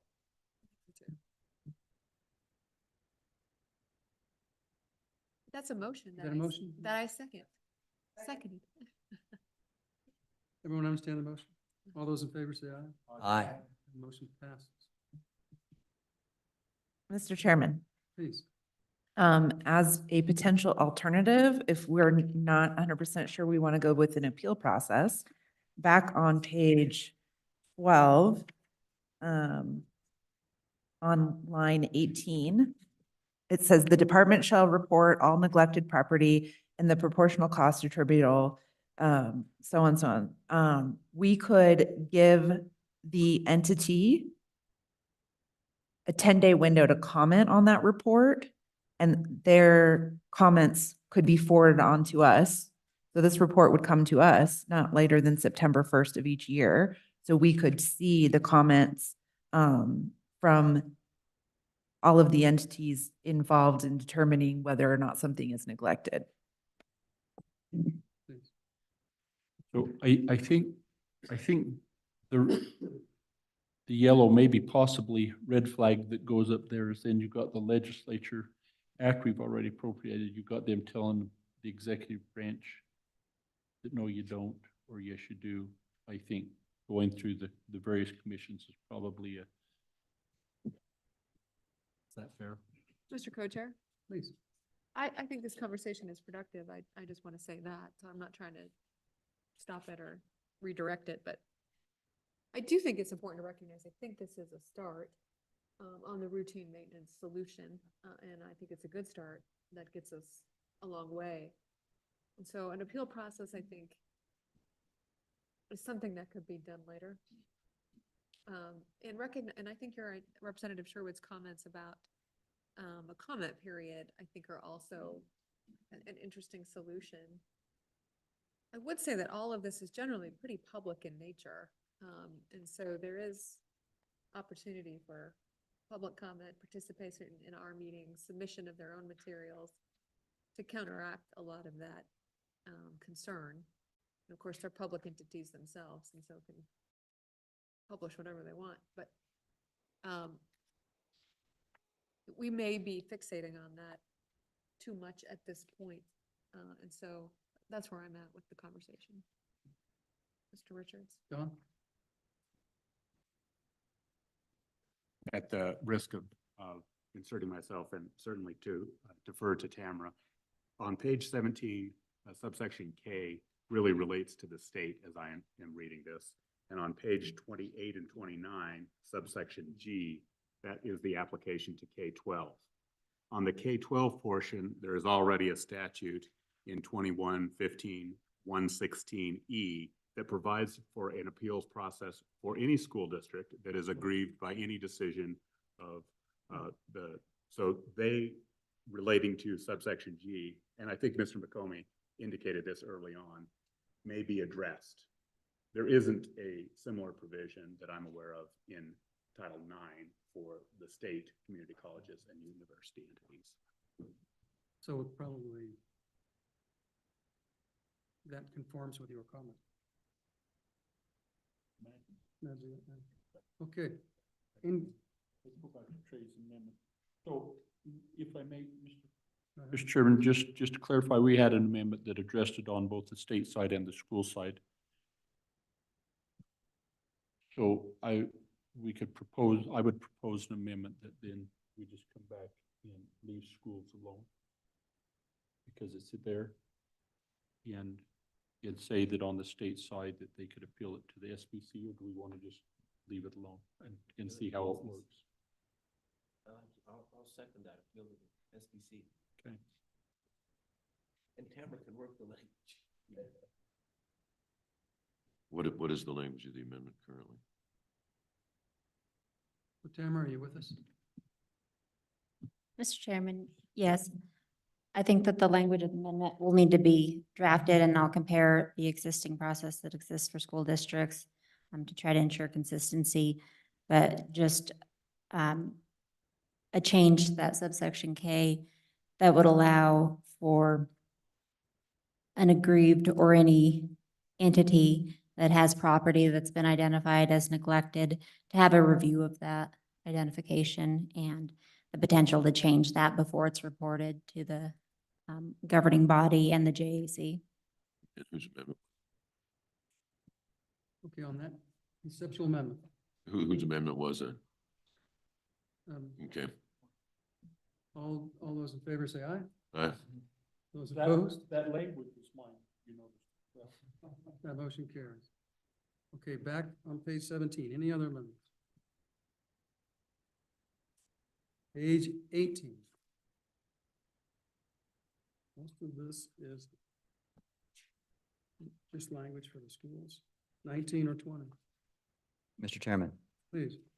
yes, I would propose page 19, lines 13 through 23, and then lines 1 through 10 at least to delete that. And here's why.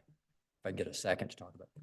My purpose here is that I think that this deals with essentially, this is the contractor preference statute, is what it is. In-state contractors get a 5% preference typically. This would change the in-state contractor preference for bids that are less than $75,000 to say that you have to give it to a Wyoming resident. That's a policy worth discussing, but it doesn't have anything to do with major maintenance or routine maintenance. And I just don't think it fits in this bill. And I think it would also create some difficulties for local governmental entities who, for example, may want to do a drywall project for $30,000 from an out-of-state contractor, but there's a local contractor who will do it for $70,000.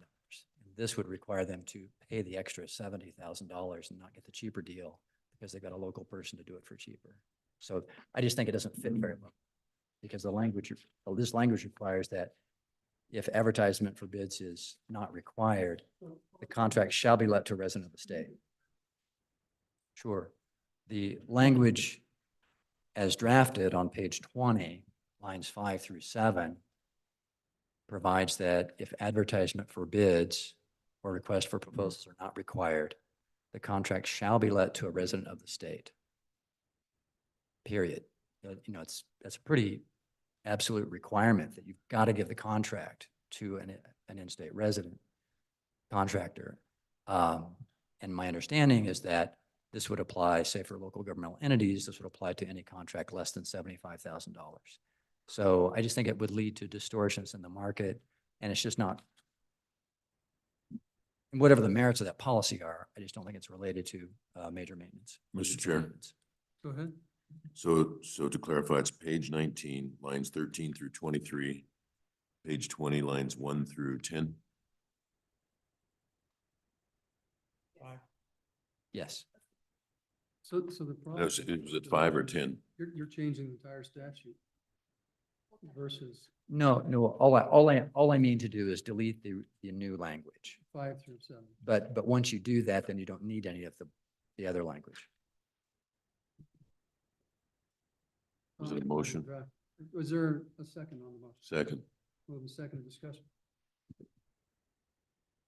Mr. Chairman, in fairness, Representative Smith, I'm not tracking with you. Please help me understand what your concern with the language change is with the proposed language. Well, Mr. Chairman, it seems to, at least for small contracts, it seems to represent a dramatic departure from existing law, because the way it works right now is that you have a 5% preference for in-state contractors, and we're all accustomed to that, and it works because we want to promote local contractors.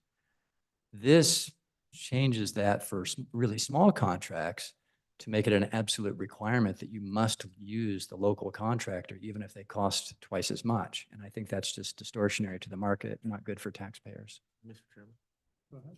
Thanks, Mr. Chairman, but I think you need to go back, we need to go back and read what the deleted language in subsection A, line 17 through 20 says. Because that, what's stated in the new red language on page 25 through 10 is just a clearer statement of what's already in the law. Because it's dividing out the two components. So I don't think it's a major change. It's just a clarification. Yeah, I do too. So I guess my heartburn, is with existing law rather than with this proposed change. Representative, do you have a motion to the existing law? I withdraw my motion. Second motion to address your concern with the existing law. Might be another bill. Mr. Chairman, not at this time. I just think it's a different topic. Any other changes on page 20? Page 21. 22 or 23? 22 or 23? 24 or 25?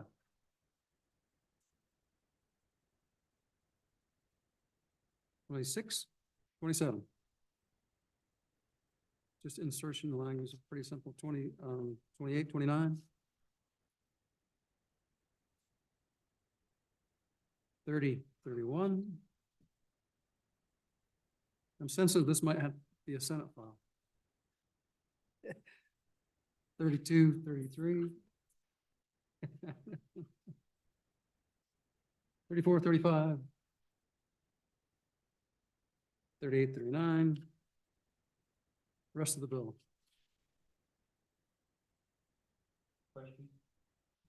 Question on the bill. Go ahead.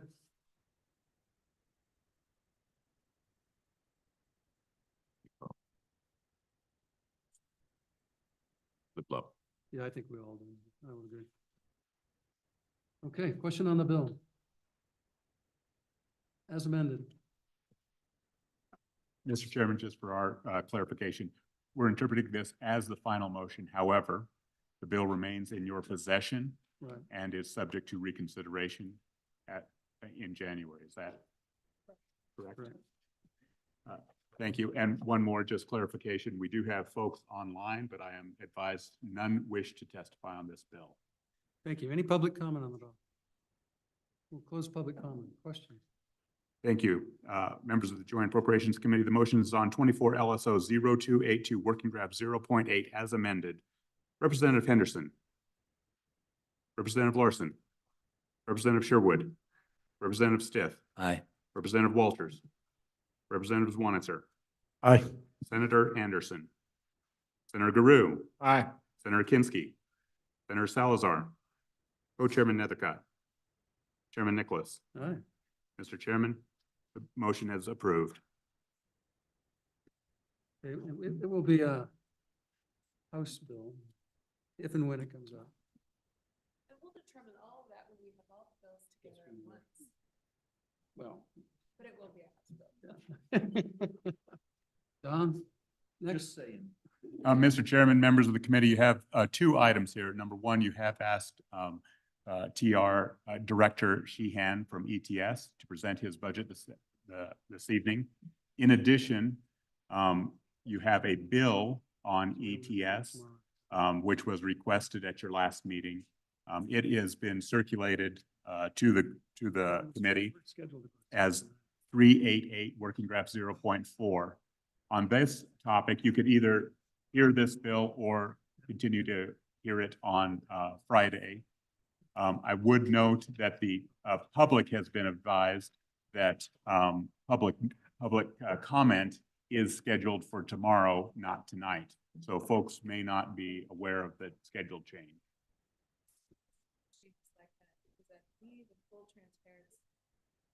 We shall move ahead. So I think you were on a. I don't want you to hear. Conference call.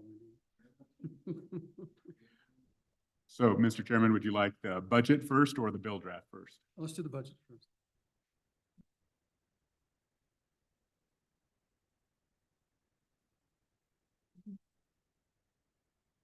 What number is ETS?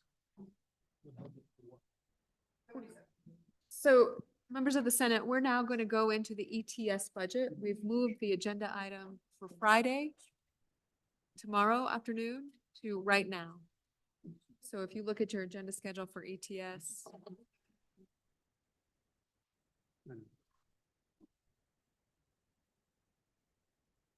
that's going to be 77.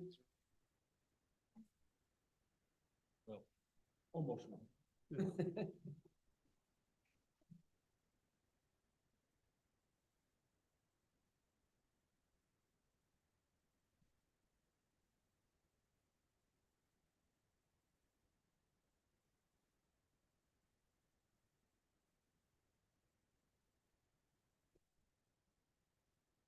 We did, right after lunch.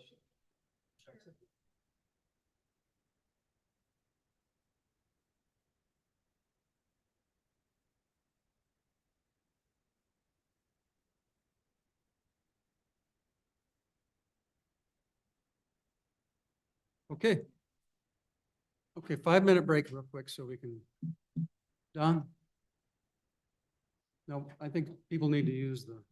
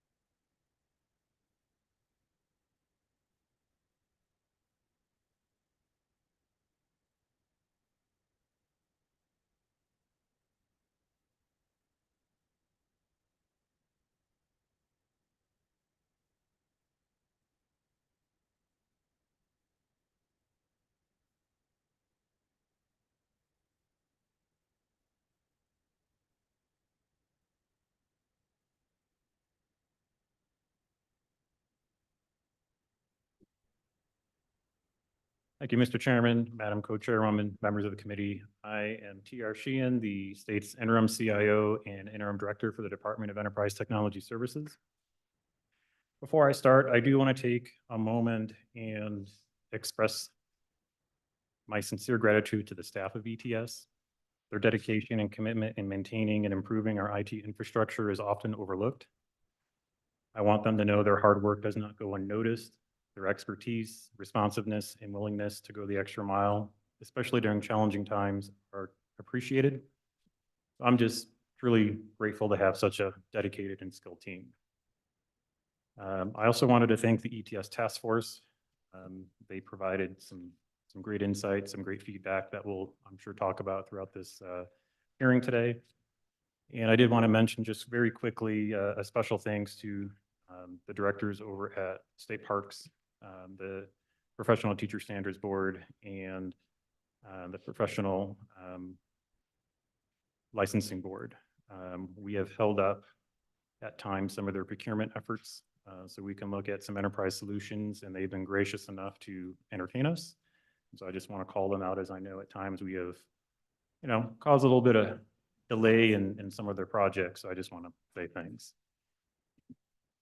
Earlier this afternoon, you should have received an overview document for our exception request. This will kind of go in a little bit more detail, and I will refer to this as I go through our exceptions. And I will, start us off on page 11, which is our exception priority table, and then shoot over to, I believe, page 15, which is Division 1000.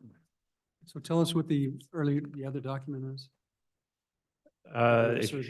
It should have been.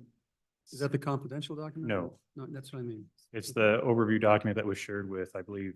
Yeah, just show us what it looks like. Oh, sorry. It looks like this. Okay. So it's in that packet with the clip on it. No? Oh, okay.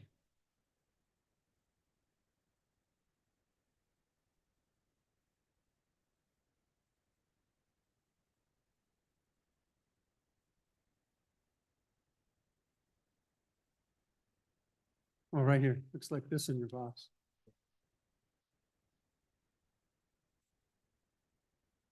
Okay, go ahead. Good. Starting on page 15, Division 1000, Enterprise Operations. This covers the salaries for staff who provide core enterprise services such as the network, our firewall teams, our customer support teams here in Cheyenne and throughout the state who work alongside the agencies troubleshooting their technical issues, and deploying our TRP. Our system staff who provide email services and computer accounts, as well as our security team.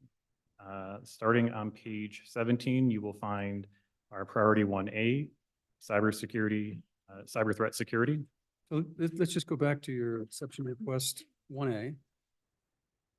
And just give us a general synopsis of what that 12 million is going to be spent on. Sure. For priority 1A, the largest portion of this ask is to cover ongoing licensing and maintenance for our threat intelligence and network monitoring tools. The ETS security team deploys what we call a defense in-depth strategy to safeguard the state's digital assets, which involves the integration of multiple security tools. This approach mitigates the risk of a single point of failure, ensuring threats are thwarted even if one layer of defense is breached. In light of the ever-evolving cyber landscape, the agency seeks funding to sustain and enhance these existing tools. And then on our overview document, pages 1 and 2 go into a little bit more details and kind of loosely explain what we're seeking here. A SIEM tool, which is a system that takes all of the logs from all of our systems and combines them together so we can do some analytics and find some anomalies in those logging. We're looking at data loss prevention tools. So if a state user accidentally attaches some PII to an email, that tool will prevent that email from going out. We're looking for what we call a sandbox tool. So if our security team does find some malware or some other bad software on a computer, we can actually then take it to a safe environment and then run some tests on it to understand what it's actually doing so we can properly respond to what that is. Go ahead. So does this also include risks that may be coming into the system? Correct. So our firewall tools would catch some of that intrusion prevention detection, and some of our endpoint detection and response software that we also have on the systems would catch that as well. So, Mr. Chairman, I'd like to piggyback on your comment, Mr. Chairman, that at some point, and if it has to be executive session, I would also like to hear what the threats are at some point. Okay. Mr. Chairman, if we may, I'd like to piggyback with Director Bud when she does her executive session, so we can, in kind of one motion, go through what they do and what we do and how we overlap. Okay, we can do that. Go ahead, Ripson. I just wanted to ask, is this a standalone or is this a piece of an enterprise-wide approach? Mr. Chairman, Representative Henderson, this would be an enterprise approach. So we have some tools that will live on the edge of the network. There's actually some tools that will live on the end user's workstation, and some of the other tools will actually help us correlate the different systems together so we can have full visibility into what's going on. Gotcha. So it's not duplicated anywhere else in the budget as far as the cost, related cost. Mr. Chairman, Representative Henderson, no. So TR, under the code, it says maintenance agreements, 10.8 million. But really, it's more than, it looks to me like 8 of that is just getting everything up and running, and because your maintenance agreements after that are 1.8 million, right? Correct, Mr. Chairman. Some of it is hardware, so that will be our firewalls. I believe we have some replacement for what we, for our monitoring solution, so we need some new servers for that. That'll fall under the hardware. A lot of the services now that we use for our security tools would be considered subscription services, and that's why you'll see the big portion of that under the 292. Go ahead. Thank you, Mr. Chairman. And I might have missed this, and if so, I do apologize. The difference between the 12,000 or 12.6 million in the table and the 7.8 million plus the 1.8 for the one time that the governor requests, what is the purpose behind the difference between? Sure. When we, Mr. Chairman, Representative Walters, when we originally put the request in, we did request about 12.6 million. We did reduce that after we submitted this to the budget department to 10.570499. And the reason for that reduction is we were able to use some of this biennium's fund to pre-purchase one of the tools we already have at a heavily discounted price. So through that purchase, we were able to reduce part of our ask for next biennium. And so that corresponding reduction is the 7.815483 and the 1837048. That makes more sense. There you go. Thank you, Tim. Yeah. Okay. Please proceed. If you go to page 2 in our handout, one thing I do want to call your attention to is at the bottom, we kind of threw in a table of threats blocked across the network, and a really super high number. And it's not to kind of be a scare tactic, but it's just to highlight how many connections are coming into the network at any given time or over time, to show that a human being is physically impossible of actually going through and analyzing all of this. So it's just to help sort of put some context into why we do use tools to augment what our staff does, and because there's so much going on at once that we need the machine to help us out. Go ahead. Mr. Co-Chairman, random question here, but of the United States, is there a particular state or states that we seem to get more threats from? Pentagon. What's that? The Pentagon. Madam Chairwoman, You let know, me, it's a random question. let me phone a friend here real quick, if I may.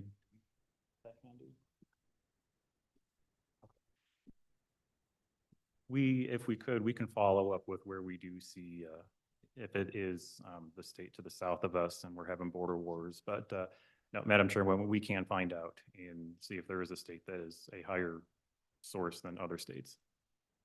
Mr. Chair, Please. how do you know? I went to a data center and saw one of these things. And he said they were actually traced it back to Ukraine or Uzbekistan. They're bouncing it off of various servers, and it looked like it was coming from Colorado. I mean, do you ever really know where it's coming from? Mr. Chairman, Senator Kinsey, that's a very true statement. Oftentimes, our foreign actors will leverage services stateside, usually through a compromised system, to try to initiate attacks. So while it may be somebody from another state in this country, it could actually be a foreign actor from another country who's compromised that system. Unfortunately, we won't know that for sure. We just know where it's coming from. Okay, go ahead. Continuing on, priority 2A on page 18.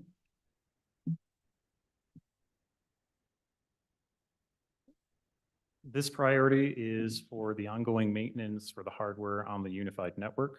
So the unified network is the statewide network that all executive branch, or essentially all state employees, all branches of government do traverse, all of our community colleges and our K through 12 students. This is to continue maintenance, replace hardware, and we're actually looking to move towards a leasing model for our network hardware. After conversations with some other states at some of our conferences, we have found that it's been more effective on the replacement cycle to go with the leasing model, and that we have a predictable cost for that hardware. So in this example, I think we will get a 7-year life cycle out of our network year, full end-to-end replacement. And as a safety net, in case something happens budget-wise, we have baked in a $1 buyout to ensure there's no surprise cost at the end of the lease. So on going back to the primary cyber threat component, what's the implementation time period to functionally perform? Mr. Chairman, that'll just depend on the system. So some of the tools we do have already in place, and so now it's just the ongoing maintenance portion of that. So it's already there. Some other systems, it could take some time, weeks to months, just depending on what that particular module is that we're trying to implement. And then my next question is there any portion of those funds you need immediately, or so that you can begin the process now versus July 1st? Mr. Chairman, I think there would be interest in that, and we can probably do a little more research to break down what would make sense for immediate versus I mean, July. yeah, if we're going to do it, let's start it. And it might be cheaper now than it might in July. Who knows? Mr. Chairman, potentially, we for sure would entertain that. Christmas time, you know. Yeah. Black Friday. Okay, please proceed. Mr. Chairman, on page 19, you will find priority 3 for EPS, and this is our service portal enhancements. The service portal for ETS is really the heart and soul of the operations of ETS. It's essential for our agency mission. It enhances our customer experience, provides the analysis recommended by Barry Dunn in performing the project reviews, approvals, tracking of IT assets and expenditures. And so we are looking to enhance 3 different modules in this process. The biggest one is project management. That is going to be a key focus of our agency in the upcoming biennium is project oversight for IT projects, portfolio management. So this captures the systems within the agencies and allows us to start tracking those. Historically, we've been using paper and spreadsheets. And so this now puts us into a system where we can start doing some correlation between requests of agencies. And then the last module is our integrated risk management module. And this will allow us to do maintain our compliance and help us in our audits that we have throughout the year with our various agencies and regulatory bodies.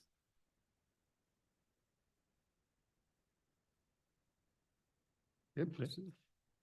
Continuing on to page 20, you'll find priority number 4, and this is actually just a spending authority request. What ETS is working on here is just an enterprise GIS contract, so we're trying to move agencies into one bigger contract rather than individual contracts, reducing the burden on the procurement team, the AG's office for these reviews, and just having a better understanding of the licenses that the agencies are buying. On page 21, priority 5A, this is ETS's TRP. I believe we are asking for 157 workstations for any members who might be interested in that count. But no, this is just ETS's standard TRP request. Okay. Continuing on the. Go ahead. Continuing on to page 22, priority 6A. This is an additional request for training funds. Over the past year and a half, ETS has expanded our partnerships with the community colleges and the University of Wyoming to offer soft skills training, leadership training to our staff. And we've also started initial conversations with the UW School of Computing on moving more of our hard skills, so the technical training for something UW may be able to offer, and then keep that in state rather than leveraging training services out of state. I'll throw out there, technically, this may be considered a clawback, as in the COVID cuts, we did revert some of our training funds. This is a new ask, new service than what that was, but I, just for transparency purposes, figured I would mention that.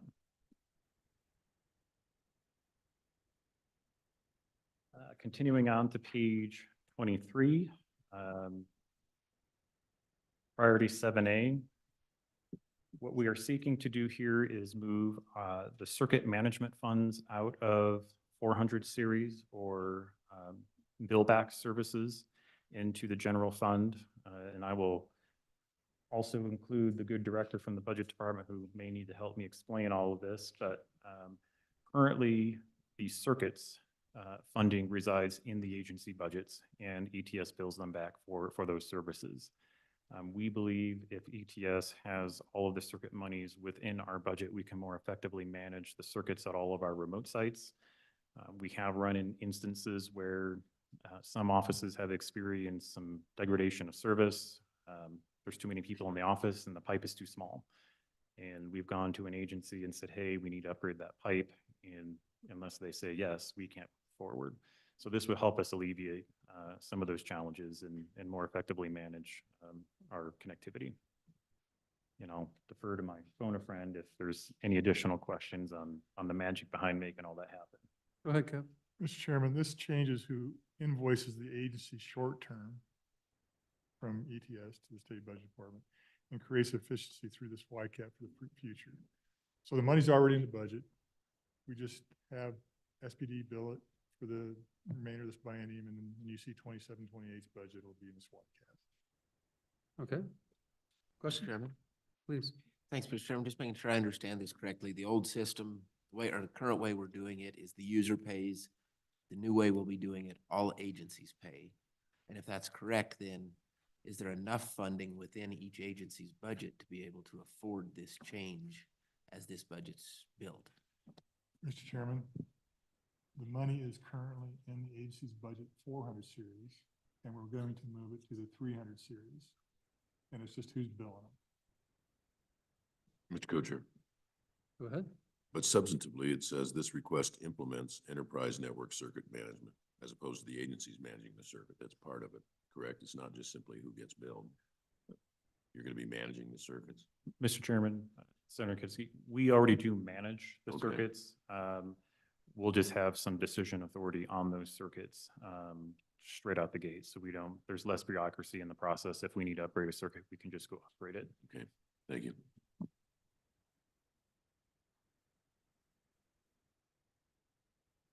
I think the problem is in the language itself. And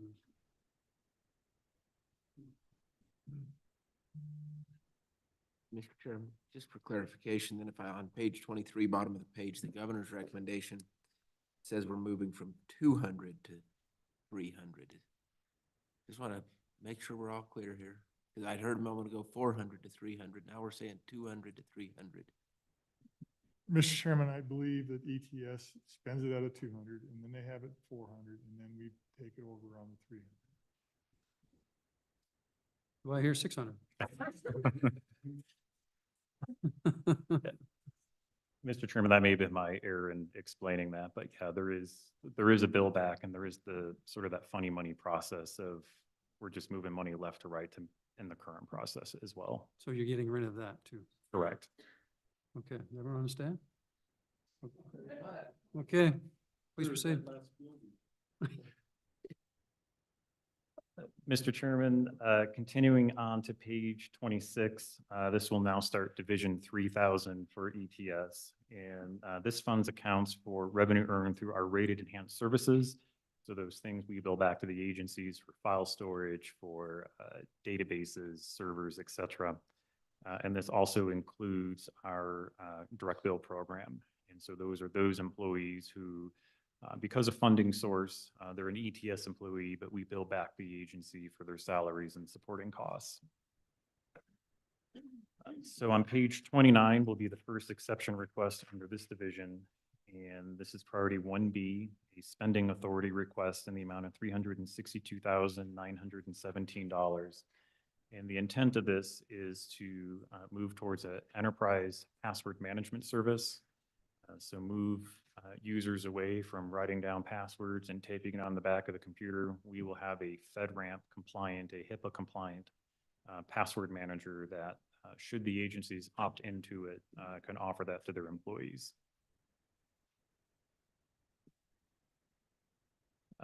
On page 30, priority 2B, this also is a spending authority increase in the amount of $558,415.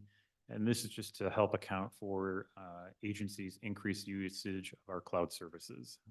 In this particular case, Azure. Go ahead. On page 31, priority 5B, this is the TRP for those staff in the enhanced services or the unit 3001.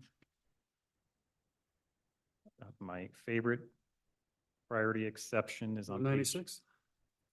332 for the amount of 196. That I probably realized that early on. I not have asked for that, but it's in the books, so there it is. And then on page 33 is the corresponding transfer of that Of the dollars. circuit. Okay. And then continuing on now to page 36, unit 3003. This is the direct bill program, as I previously explained, is, basically your YDOT, your Game and Fish, family services, and retirement staff that we direct bill to those agencies. So priority 5C is their portion of TRP on page 37. On page 38, that's their equivalent for administration and training. Okay.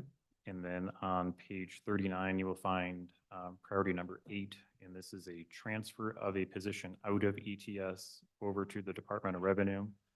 And a little backstory on this, and I know Director Henson will speak to this tomorrow, but the short story is we had a direct bill position out at the liquor division. And I think during my interim 1 time period, Director Henson and we didn't feel this position was needed at the liquor division. A lot of the services the staff member was doing could be incorporated in the other teams within ETS. But it left a position of, I had no use for it. It was, Brenda paid for it out of those funds, and she could use like a business analyst type role, somebody who can speak to the business and their vendor on the tax system, for example. And so we felt that would be a better use of the position. And so that's the reason for the transfer. Okay. Go ahead. Continuing on to page 42, 45 is Division 4000. And this is our depreciation reserve account. There are no exception requests in here, but I'll give a brief overview of what that is. This fund is to account for the revenue earned through our rated services for depreciable hardware and software items. And the purpose of that fund is just to collect the depreciation in order to replace that hardware that falls in that category. Moving over to page 46, Division 5000. Mr. Chairman. Please. Thank you, Mr. Chairman. On page 43, going back, if we could real quick, just the table appears that you're spending down your depreciation reserve. And so then the question arises, are you charging the appropriate amount back to the agencies so that that's not being depleted at such a rate? Mr. Chairman, Representative Walters, I'll defer to Kirsten Anderson, our CFO. Welcome. Thank you. Chairman Nicholas, Representative Walters, we set our rates approximately a year and a half before the next budget cycle begins. So we project out exactly what we're supposed to be billing to break even. The federal regulations that look over the internal service funds do not allow us to make a profit, and we also cannot make a loss because then we don't wind up covering our costs. So what we do is we base it off of projected usages. The long answer to your question, sir, is we do bill what we expect to cover all of those costs. The tough part is we have run into some unforeseen circumstances over the last 4 or 5 biennia that we have not been able to take that depreciation reserve savings from Division 3000 and move it into Division 4000. We do hope to see that change this biennium. Follow up. Go ahead. What do you intend on doing to make that or effectuate that change, being able to make that transfer that you discussed right at the end of your statement? I'm sorry, I didn't hear the last part. What's the plan? So we have changed the way that we reviewed rates for next biennium. We were a little more aggressive in making sure that the areas that had shortfalls before are not having those shortfalls going forward. Okay. Go ahead. Mr. Chairman, continuing on to page 46, Division 5000, the Wyoming Unified Network. This fund supports the distance learning and classroom connectivity for K through 12 schools and community colleges, including access to internal WDE systems, content filtering to maintain our compliance with SIPA. And again, this network allows us to take advantage of some of the cool stuff our telecom providers across Wyoming are now offering. So priority number 1 on page 48, 1C is in the amount of $555,051. And if I remember correctly, I think this is just for some firewall replacements for the one. Did you put 2 more 5s in there? So it says 5555. Did I can try.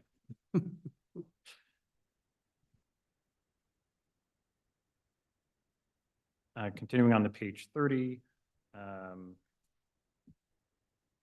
priority 2C is unified network hardware in the amount of $70,000. And then on page 31 is the TRP cost for the staff members that are paid for out of the school foundation fund and supporting the unified network. Sorry, page 50. I had a typo in my sheet.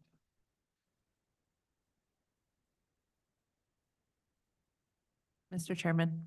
Please, I'm sure. This is quite a deal. So page 50, this is, it will be able to purchase 157 replacement computers for this amount. Right? Reading that right? Mr. Chairman, Representative Sherwood, that's cumulative of all of our TRP asks. So I think when we originally submitted our exception request, they weren't broken out by division. So it was just priority 1, all divisions. And so I think just the narrative got copied over. Okay. Okay. Thank you, Mr. Chairman. I do have a question on page 51 under the utilities. It shows $11 million. And my question is that pretty much electrical utilities? And if so, do you expect that number? I mean, it seems like there would be a request for more. Mr. Chairman, Representative, that cost right there are the circuit costs for the unified network. So that's the actual network connectivity piece. So that's our utility. And at this time, I do not anticipate we'll see an increase in that. Thank you, Mr. Chairman. General question, going back to that page 43 table where on the charging. So the answer then came about that you didn't feel, or I read your tea leaves of your answer anyhow, that you didn't feel like you were charging enough and hope to charge more in the upcoming biennium. So then with that, are the other agencies prepared to pay at a higher rate? It's built in to have that paid, but did we anticipate that you're going to increase their rates? Mr. Chairman, Go ahead. every biennium, we go through the process. State Budget Department, ETS, meets with all the agencies and discuss rates. Those are the rates that ETS establishes and then modifies up or down, predicated on the number of units we anticipate to pay for and the budget that's required to pay for that, and that creates a rate. And those rates are established and delivered through the budget. So yes, the agencies are fully cognizant of this and they meet with us to deliver. Mr. Chairman, if I may add, for example, in this past budget session, Kevin actually does a double check on the units used as well. So if we have a rate in there predicated on a certain unit amount and then somehow the agencies and the unit amount was overly estimated, we do a correction on that too to make sure we're looking at the right unit.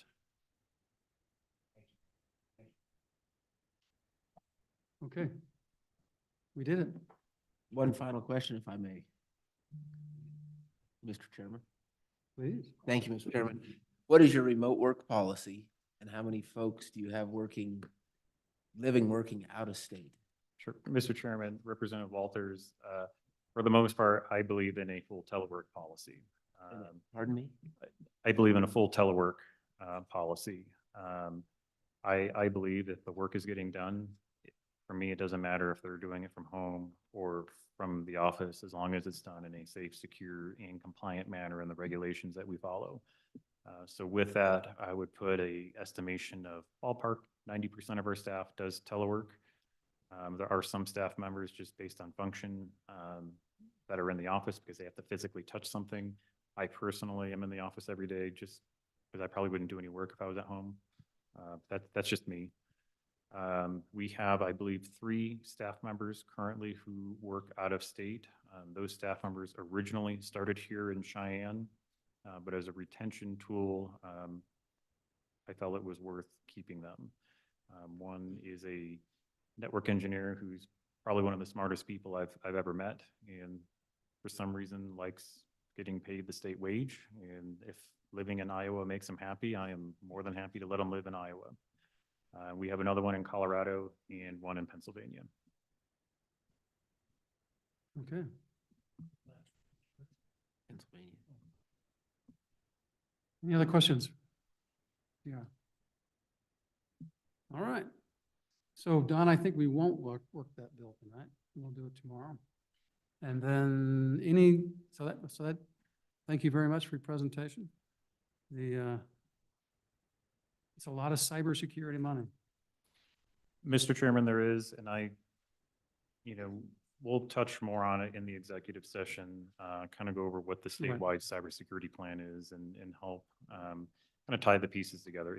It is a large ask, but it's a risk acceptance versus avoidance type question. Okay. Thank you very much. Thank you. So Don, any other business before we're done for the day? Mr. Chairman, I don't have any. Committee, thanks for staying late. 5:50. We wait 5 more minutes, it'll be 5:55.